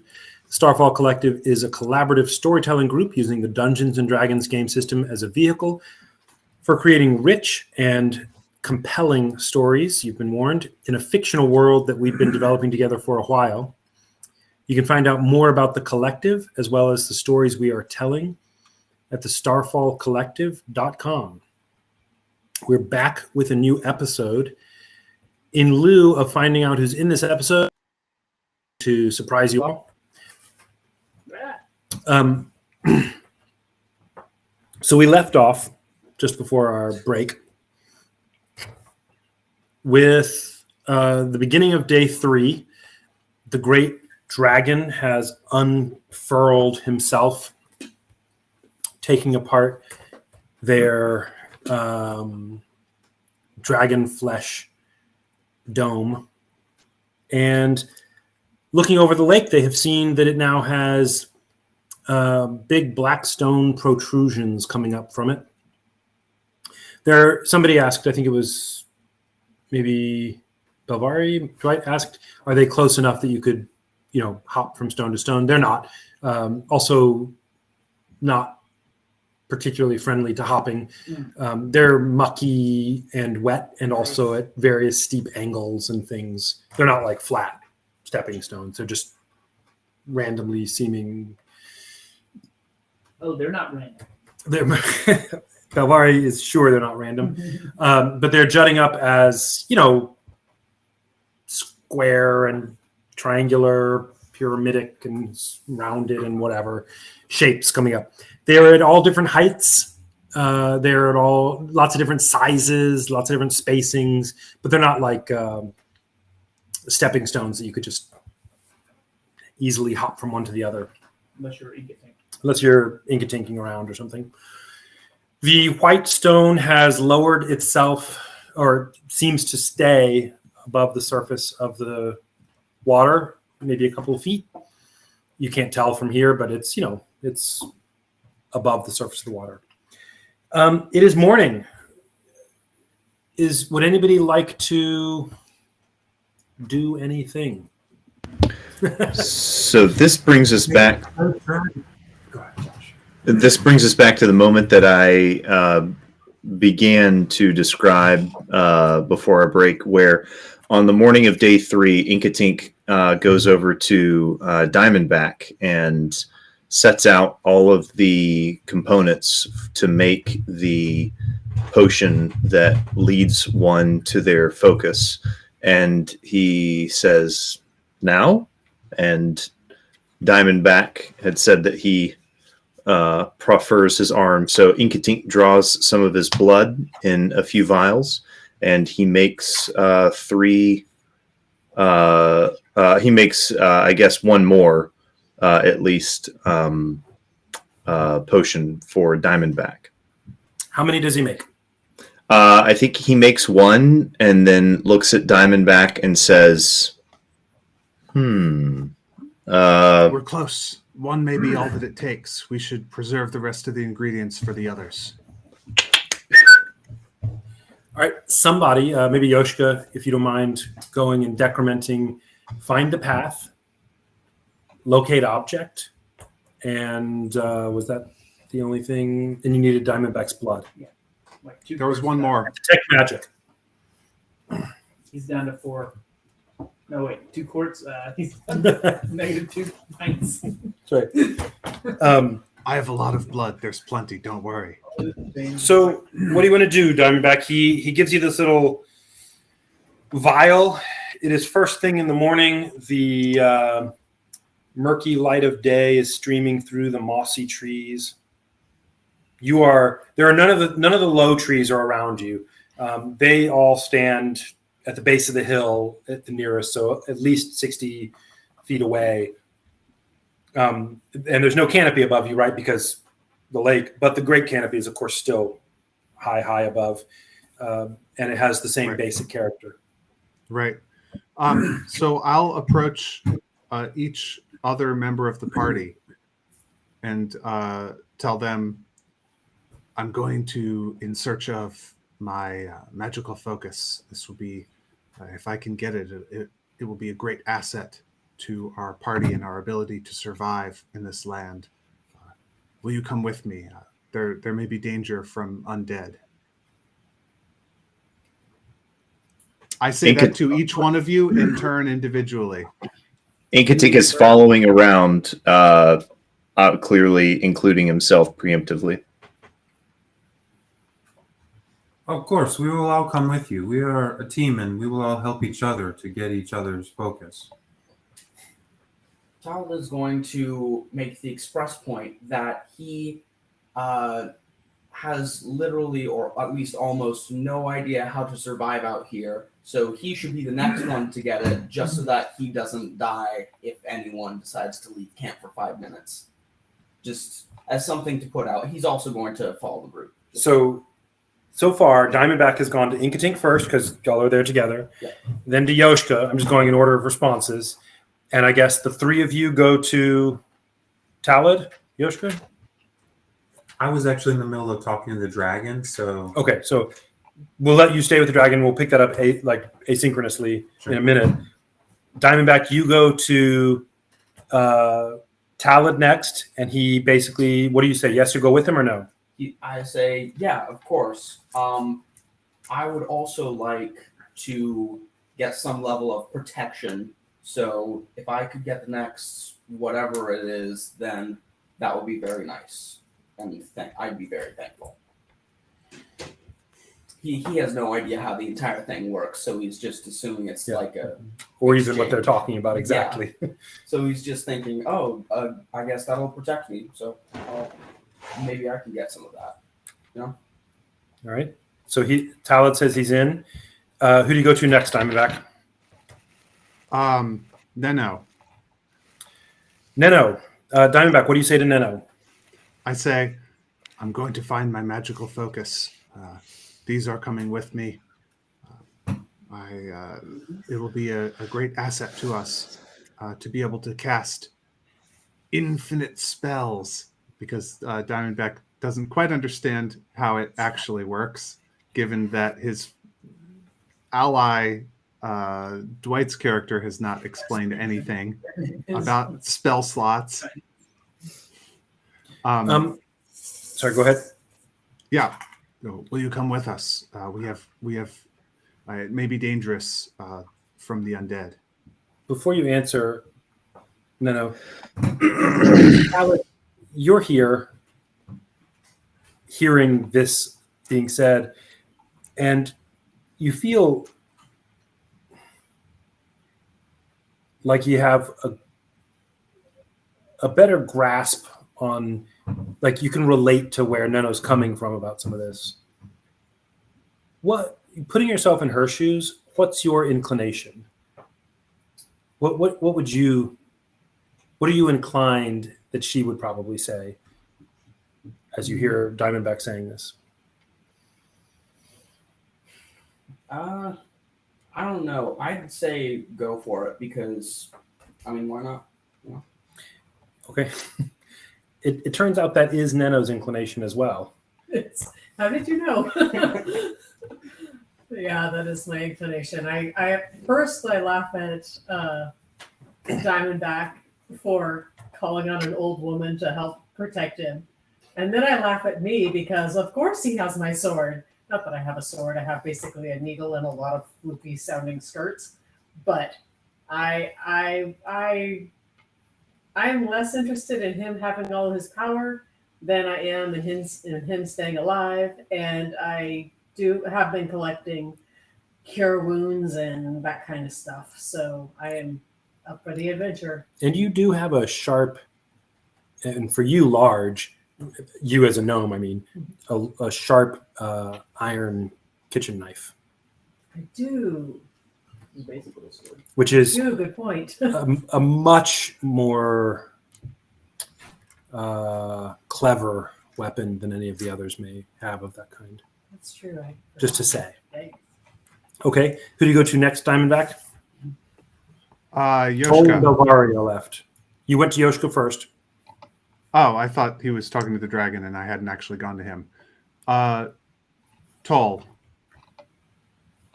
Toll, will What you about come you, with Toll? us? I'm going to find my magical focus. Toll will go, but there is actually something that I really would like to do or have done before we do anything involving combat. Okay. and that is use my staff to cast Awaken on some kind of plant. And I was gonna float an idea. If I were to awaken, actually, hold on. Are some of our components are plant based, right? Or are they all like animal parts? No, you've got plant-based. Okay, so if there's like a plant-based component for heal wounds and I awakened it, would it be able to like heal people as an action?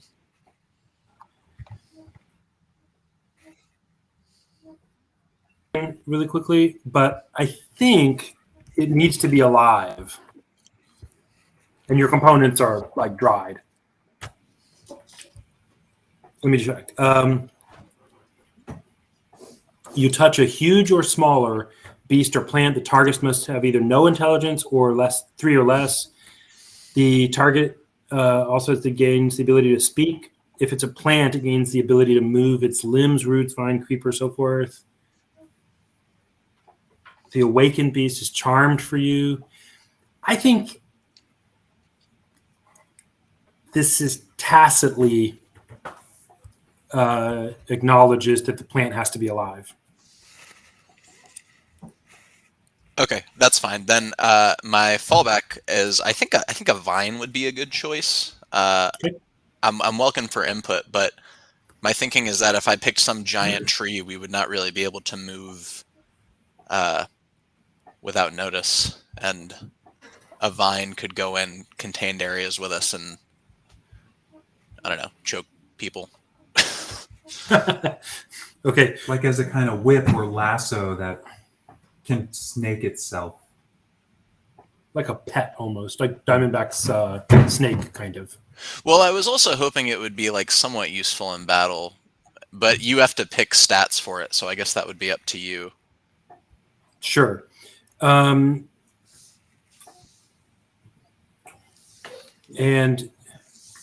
okay, so yeah, that's fine with me. And what I would probably do is pick an appropriate animal. So like if it was a vine, I'd probably pick something like a snake and give it similar combat abilities. I'm imagining if Toll mentioned this to Yoshka on like day 2 or day 1, Yoshka would have gone looking with him, and if he found some sort of thorny shrub, would have said, "Hey, what about this?" If you didn't find the vine first. The thorns is not a bad idea. Okay. Well, I'll tell you what. Let's say that you have done that, and I'm happy for you to have found some kind of something viney, that kind of thing. You would have to either uproot it to let it be mobile. I mean, it can move its limbs and roots and vines and stuff, but it can move them like in the way that it would move them. So it could walk with you like a tree would be able to kind of move through the ground a bit, slowly and loudly. Or if you got something like moss, like hanging moss, it would be something that if you were to, it could kind of like creep along. You pick. So a shrub could move around if I dug it up first. Yeah, and you would need to like not do violence to it, so you would want to. It needs nourishment still from soil. It's still a shrub, so you would want to be able to make sure it could you could set it down in some soil and it could burrow its roots back in and sit there for an hour or 2 at night or something like that. But that said, it would also be happy to let you take it along with it for some stuff. I feel like a vine might be the best option because a vine would just be able to kind of flop along, right? Yeah, I don't really know Yeah. how it would move. very but- portable. It has to be. I mean, it still has to be attached to whatever. It has to be planted. Stick it in the ground Somehow. at night. Yeah, something like that. It can move its roots and stuff, so it can dig in and you give it some soil. It can go and then drink. Tinkle things up. And then from where it is, it would be able to reach itself around like a big tongue or tendril, and it could even uproot itself for periods of a few hours. I'm just making this up, Ooh, but what if you found an aspen tree and then all the aspen trees for the What's next, the like, spell? 80 square miles Awaken. would be on our side? Yeah, do a vine. Or big fungus. The aspen tree idea is not bad, because then it wouldn't have to move with us. It would just kind of be everywhere. But I don't really know the ecology of this place, so I'll just do a vine. Whoa, that's a 5th level spell. So you need like in the Sir Robert system, you need like, oh wait, you cast it with a magic item? Yeah, I cast it with my staff, so I can just burn Crazy. something. Does it take 8 hours like the spell? It I does. would assume so. We got 3 days before right now. he does a lot of like bow staff tai chi with it. And how long does it last? 30 days. 30? 3. It lasts 30 days, and then the 30. object. Oh, The object appears to maintain its intelligence, and it can choose to continue to follow Yeah. you after that. You got 30 days to convince Wow. it to be your friend. It's permanently awakened, and then it chooses how So, Robert, it responds. I Yeah. think it's not really even a question whether the thing can walk because it says that it gets the statistics for awakened shrub or awakened tree, and those have move speeds of 20 feet. So Okay, then I'm they game can for just, I think they can just walk, right? that. Sure, I'm game for that. The way I have handled It really says your GM chooses statistics appropriate for the awakened plant, such as the statistics for the awakened shrub or the awakened tree. So you can, An awakened you can tree just is- say, an awakened tree is an ordinary tree. I'm just reading from it. Given sentience and mobility by the Right. awakened spell or similar magic, and this is how we have encountered awakened trees before outside of Miradau during the and they can alt walk. night, and I did have them walk, but they kept their roots in the ground and turned big furrows of soil over as they walked. Also, the great trees moved and shook and grumbled and rumbled, and that's what changed the hills. But they didn't like get out of the ground. Oh, man. So, sorry. So for consistency with that, what we've done before, that's what I'm saying here is they are not able to like go adventuring on a high adventure in the cloudy sea with no nourishment. They're still plants, but they're also mobile plants. Maybe awakened trees are the things that are greater than the dragon. Patrick, just imagine if we set up a lair here and you awaken the woods all around us and we make friends with them. Wouldn't that be cool? I think we J.R.R. need to Tolkien turn off wrote the about film. that one time. Oh, what if we went to one of the great trees and awakened it? Someone probably already did that. That would be awesome. I'll just do a vine for now. That seems more utilitarian at the moment. And I think what I'll do is I will just get like a small armful of dirt or however much it'll take out from around the thing and like carry it to the. Just scoop a couple of like 2 pounds of dirt into your backpack, put it in there, and you've got a tentacle coming out of your backpack. Okay, cool. That's what Nice. I was leading to, and if I can do that, then great. Okay, yep. Consider it done. Well, as we're gathering up and kind of in everybody's hearing, if Tekel and Teco, and Tendril, Lambril. if they're around, I will invite them and say, we explain to them the little adventure we're going on and say, we are going to find a special thing to give him magics that stay with him. If you come with us, you can be in line to get one too. We will go from, and then I kind of look at everybody else. You can see like I'm just kind of making this up on the spot. We will go from in order of seniority who has been with our group the longest, and Diamondback was the first of us. So diplomatic. Do we have any reason to think that there are things for those guys? The only reason That's we what think I was that gonna there are some ask. for us is we got that magic wizard of the basket town told us. Well, it's Gary. just a potion Garrett. thing. So at this rate, it's like 4 years from now. So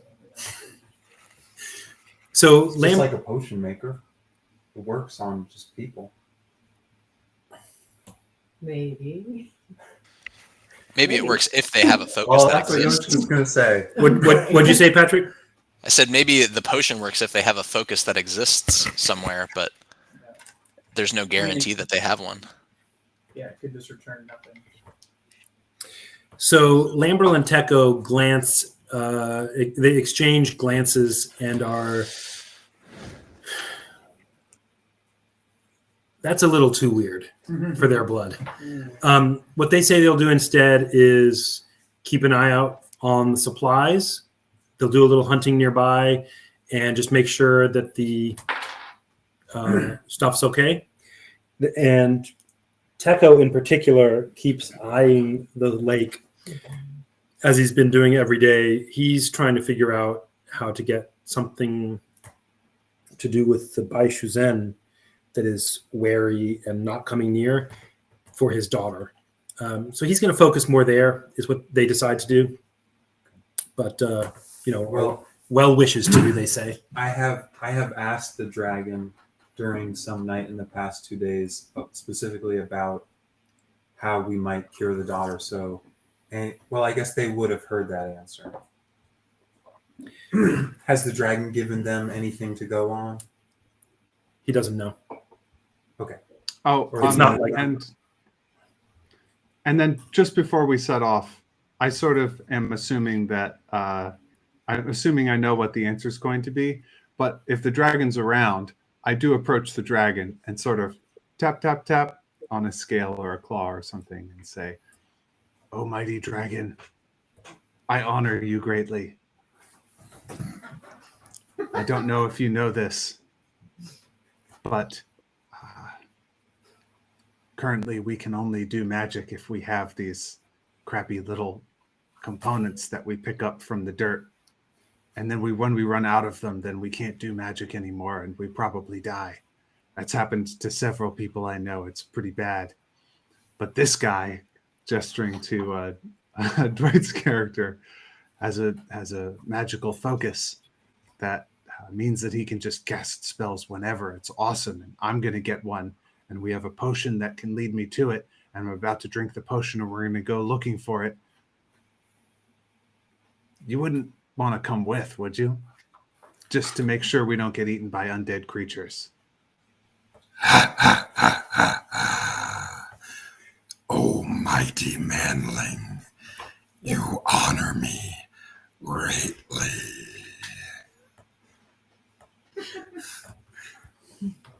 I have business of my own, but perhaps another time. Oh, great dragon. It would probably take 10, 15 minutes tops if I was flying on your back. Or perhaps you could send your child with us, who'd be a great help if we encountered any danger. Or perhaps I know something you don't know. Oh, great dragon. Instead of teasing me, tell me what you know.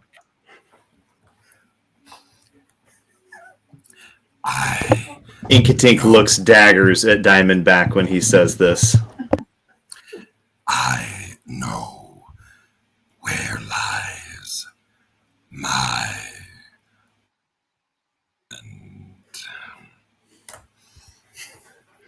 And with that, he gregariously departs.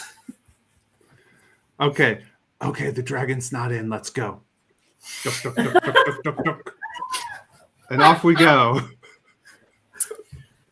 Diamondback, are y'all on your? Are y'all still at your camp? The round black disc. Yeah, I mean that's presumably where the dragon was all Yeah. night. Diamondback, you drink this potion and you have this familiar sense, this almost palpable pressure sort of tickling and trickling down the sides of the back of your neck into your shoulders and behind your shoulder blades to your spine. and then it kind of settles as a pressure right behind the back of your neck. And it's almost as though, as you recall before, someone is sort of gently pulling you forward. And as you look around, you're facing out towards just a random direction towards the woods. And the pressure seems to be twisting you. And you turn until it seems to be pretty straight ahead. You're closing your eyes so you're not distracted. And when you feel like it's straight ahead, you open your eyes, and it is towards the middle of the lake. Not like the dead center, but either across the lake or in it. I start going around the circumference of the lake counterclockwise. Counterclockwise. So you walk for several minutes on this kind of path on the edge, and it's still, after you've gone a bit of an arc, it still feels like it. But as a matter of fact, it kind of seems like it's in the direction of the white floating stone. Okay. That seems to mark roughly the thing. If you had to pick out a detail, you'd say, I need to go towards that stone. How far away is the white floating stone? It's in the Hundreds center? of feet. Not the center. It's off center, but it's hundreds of feet away. Okay. From I've walked enough to triangulate that it's about in the center. Okay. I tell the members of my party who are wearing armor, take off your armor and leave it here. We're going to swim. And I start wading out into the water. So there's no wading into this water. Yeah, Inkatink shakes his head and just kind of gives him a, what are you doing kind of expression. Of black stone. It's like there's a lip. There is a lip. And there's a sheer drop now of about 12 to 14 feet to the water surface. It's pretty flat. It kind of, there's a little bit of rock coming in, but it's just a little bit. Yeah, Inkatink lifts up in the air. Wait, hold on, Inkatink lifts up in the air and just goes over and grabs Diamondback by the shoulders and just lifts him up in the air and points in the direction of the stone. Like, is that where we're going? And Diamondback is like, yes, let's go, let's go. Okay, he starts flying in the direction of the obelisk. Nice. And it seems to point towards the obelisk. The Diamondback, I assume, is giving you what he's feeling. Yeah, I'm pointing like a spaniel. Or a pointer. We can use the vine as a rope to get down. You guys have been left behind on shore. He can only carry me. We are receding into the distance. Oh, I didn't realize he took you. Yeah, he picked me up. We're gone. He's picked me up before. Well, I guess let's use the vine to or I'll say it as told. Let's use the vine to make this descent, and maybe we can swim to meet them. I don't know we all need to go right yet. Let's see how this plays out. And just to give you all a sense, you the players a sense, you'll remember that you've got 4 to 6 hours, 6-ish, 7 hours. You're not sure exactly of time that this spell effect lasts. So you're 30 seconds in. Well, you're probably 10 minutes in because he's walked at a little bit of an arc. Back over at the black flat area, Belvari climbs up to the edge and is like, where did everybody go? Lambrel and Teco are there. Lambrel and Teco is like, hey, how's it going? And he sees way around the edge. Oh, looks like they're over there. Okay. And then he climbs back down this way. Down the hill. Yeah. Inkatink, do you want to tell me what's going on with you guys flying him? Inkatink is merely a tool at this point. He is a auto-reactionary mechanism that is flying in whatever direction Diamondback's pointer-esque nose is indicating. And Diamondback is pointing towards the sensation he's feeling. It takes you a few minutes. Inkatink brings him up to just above the obelisk then. Yeah, it takes a few minutes to get there. Inkatink, you're mindful of probably about how much time you have. And just to give you a sense of this, you've probably used, 3-ish minutes of getting there, 3 minutes. So you have a little bit of time. Diamondback, as he brings you above the obelisk, the pressure is a little funny because it's still in the back of your neck, but you're strongly inclined downward. Like, So I start pointing down at where I feel it, and presumably Inkatink will set me down where it is, right where it is, and then I reach out and grab it. Except for, what do I see? So right now you're above the obelisk. The obelisk is about 3 feet wide, pointy on top, pointy on the bottom, and multifaceted, like some kind of crystal or rock or something. It's not a crystal, but it's a stone. If he were to set you down on it, you'd be trying to hold on to a pointy top of a floating obelisk. Do you want him to do that? So there is no island that it's on. It's sticking up straight out of the water. It's floating a couple of feet above the water. I'm sorry. Inkatink, It's floating in the air above the water. The white stone is floating above the water a couple of feet, like a foot or two. Has been all along. Yeah. Right. Okay. As you Inkatink flies down underneath below it just to like look up underneath and inspect and make sure it's not hollow up underneath or anything. It's about 2 feet off the water surface, a couple of feet. So what you'll be able to do is get, kind of low in the water. You could dangle Diamondback's feet or something, but like he'd be touching the water. Diamondback, as he does that, you still feel a pressure downward. So it's we're at the water level, and it seems like it's below us. Yeah. Okay. So I'm gonna say to Inkatink, set me down in the water, and just stay above the water so that you'll still be able to fly. And I, give him a rope, and I'll, take the other end and tie it onto my belt or something. And I will dive down into the water towards used the about thing. a third of your time. I think Inkatink's going to go up to the top of the obelisk and try to find some way to, lasso the rope in coils around the top so that the point of it kind of holds it up, if that's possible. I'm sure that'll take a couple of rounds, but it takes a few seconds. You can easily tie a slip knot. You're good at that kind of thing. Loop it around a good spot on the thing. A bowline knot. And the just to give you a sense of this, Inkatink, you're the first person who's made some kind of meaningful contact with this stone.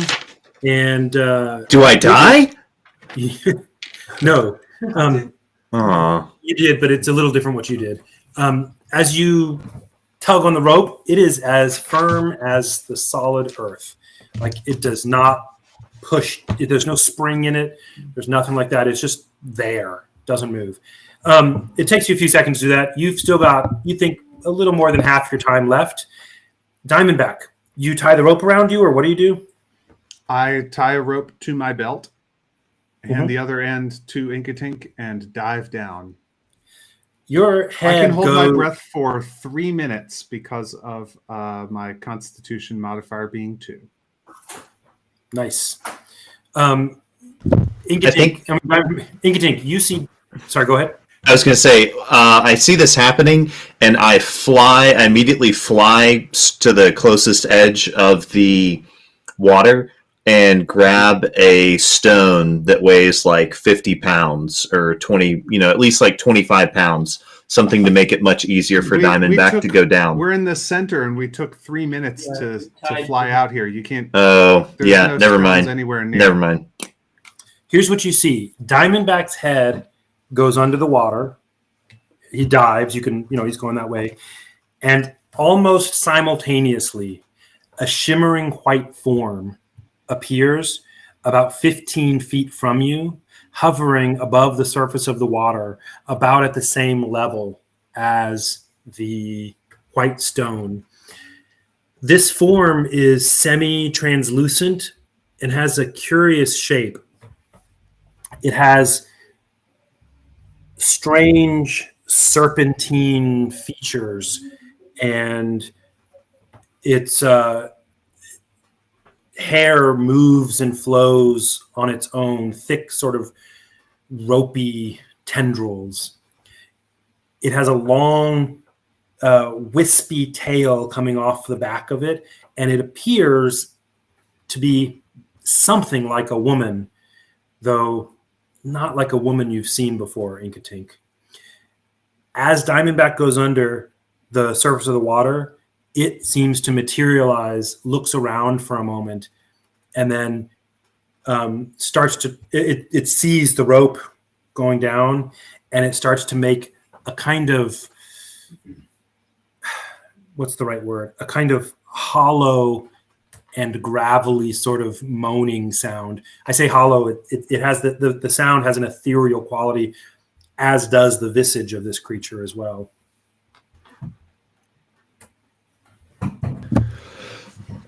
In that case, I think sorry, from the side of the lake, you guys can make out the stone. It's clearly floating there.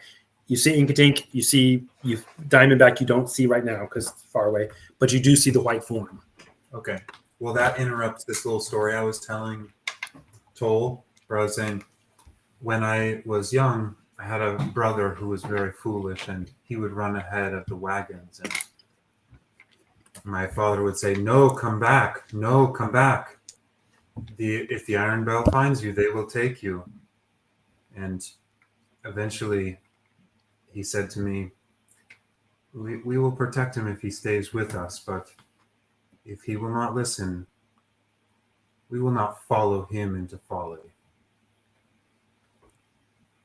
And then that story gets interrupted. From the edge, Neno, Talid, Toll, and Yoshka see what now you know to be the Bai Sujen. You've seen this little white figure before out on the lake right next to Inkatink, and where at least you assume Diamondback was. Inkatink, Diamondback, tell me what's going on.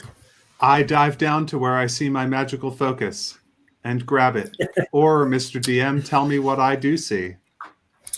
You dive down into the murky depths. Opening your eyes, you can tell that there's been turbulent water all over the lake as things have been moving that usually don't. And in the darkness and the mud, you can't make out anything. You follow the pressure, and as you do so, you find yourself with your hand stretched out before you, which is to say below you, sinking in to thick, slimy mire. You press it further and further down, getting more and more resistance until you can't go any further unless you were to submerge your head into the goo. I begin to dig. And so you do. But it starts to cover over you as well because it's flowing with this moving water. You're welcome to continue to go down, and it's covering you. I'm not interested in being in burying myself. There has been no change in the downwardness of the pressure. Cool. While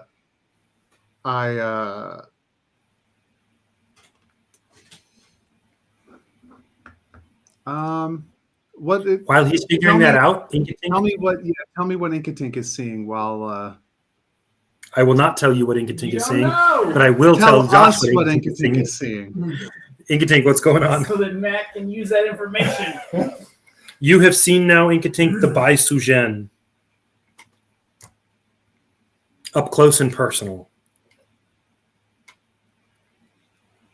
So Inkatink beholds her and is trying to read her for any level of hostility or aggression or anxiety. I know that you said that she made an odd sound. I'm trying to remember what sound you said that she made.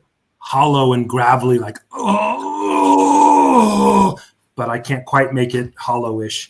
It's got this echoey sort of sound. Looking down, she looks up for a moment and sees you and says plaintively in a decidedly feminine voice that sounds a little bit far away, Please, you've got to help me, please. Come, please. Nuts. I think right now what Inkatink is trying to do is keep her occupied. And so I take it she says this in common to him. She says it in common, but it is a very strange sounding common. Okay. I think Inkatink yanks on the rope and says to her in Nino's voice, "How can I help you?" You've got to help me come into the water. Come into the water.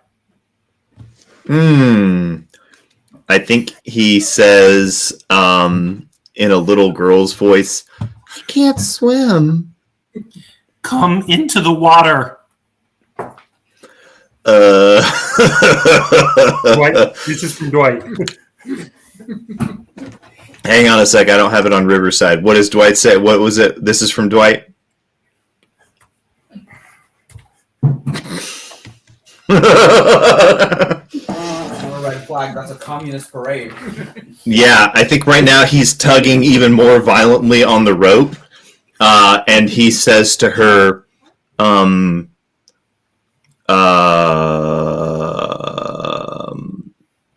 trying to think.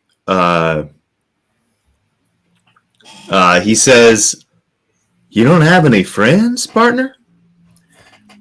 Paul's there. Diamond tugging on the rope. You are pretty confident that you're not going to be able to safely go lower. Yeah, especially when once I understand that it's deeply underground, I start heading back up. That's probably before he tugs on the rope. But if I feel the tug on the rope first, I go up. You surface, and Diamondback, you see Inkatink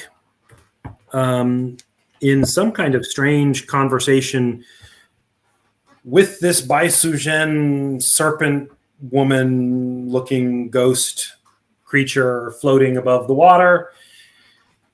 Inkatink has said, as you surface, the first thing you hear is Inkatink saying, "You don't have any friends?" And she says, "Two of you. Now I have friends. Help me. You've got to help me. Come into the water." Inkatink pulls out a component for message and sends a message to Diamondback. Now this Diamondback is swims back up to the surface. I swim back up to the surface. You're on the surface. yeah. He's sending her a message so that she can't hear. So let me ask you a question. I'm sorry to pause in the middle of the scene here, but in my own mind, like mind to mind, do the mechanics of communication for Inkatink work any differently? Like, can he convey a message any more easily using message than he can? No, the way you can, your natural mode of speech is mimicry. Yeah. You're not like frustrated because you can't use your own voice. You don't have your own voice. Inkatink thinks of this kind of communication in terms of this mimicry. So it's going to come across the same basic way. I think Inkatink just repeats. He says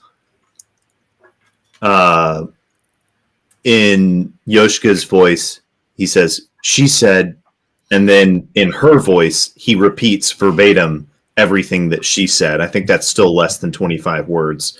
If not, Sure. He clipped it. And he just basically conveys to Diamondback what she's saying. She's just saying this stuff on repeat. And then he says, "Let's go." And Inkatink dives down and grabs a hold of Diamondback by the shoulders and begins to fly away from her. She has moved towards you several feet as she's imploring you. She's, please, she's got her hands. Diamondback, do you, to Yes, be good, I'm supposed to ask grab if you on to consent to. Inkatink. Okay. As you do so, and she sees you start to fly away, she visibly changes some. And what has looked like this kind of gently flowing, kind of thick, ropey hair and tail of whatever behind her. Around her neck, this hood she was wearing, like I say she, okay, so it's ghostly, right? The whole thing, including her clothing, is kind of ephemeral and ethereal, and it's all wispy. But the hood she was wearing that was over her head, and you can see the ropey hair kind of in it, the hood she was wearing flays out really wide, looking like a cobra. And she pulls herself up and seems to inflate and maybe double in size. And she gets this really fierce visage and tone and says, "You will come into the water. You will help me." And grabs the rope and pulls back. Oh no! Currently tied to Diamondback's belt. Now, I untie it. wait. Roll initiative. I untie it and instantly teleport 100 feet away. To the dragon. That's going to be a 21 initiative. 22 for me, please. All right. Wow. Ooh. You guys are Rolling on the up at ball. each other. She She only got a 3. She grabs the rope and tugs on it, and immediately that's where we end our episode, to pick up next week. Thank you for listening to The Dying of the Light, Season 3 of the Starfall Collective. I hope you come back next week. I actually kind of don't care because I can't sense you at all. But I hope you have enjoyed the story, if there is such a thing as you, and that you continue to enjoy it as we go on. Thanks, guys. We will pick up next week, same time, and see what happens when Diamondback makes a new friend at the pool. Such is the curse of the telepathetic DM, unable to Right. sense his viewing audience. That's right. All right. All right. Thanks, y'all.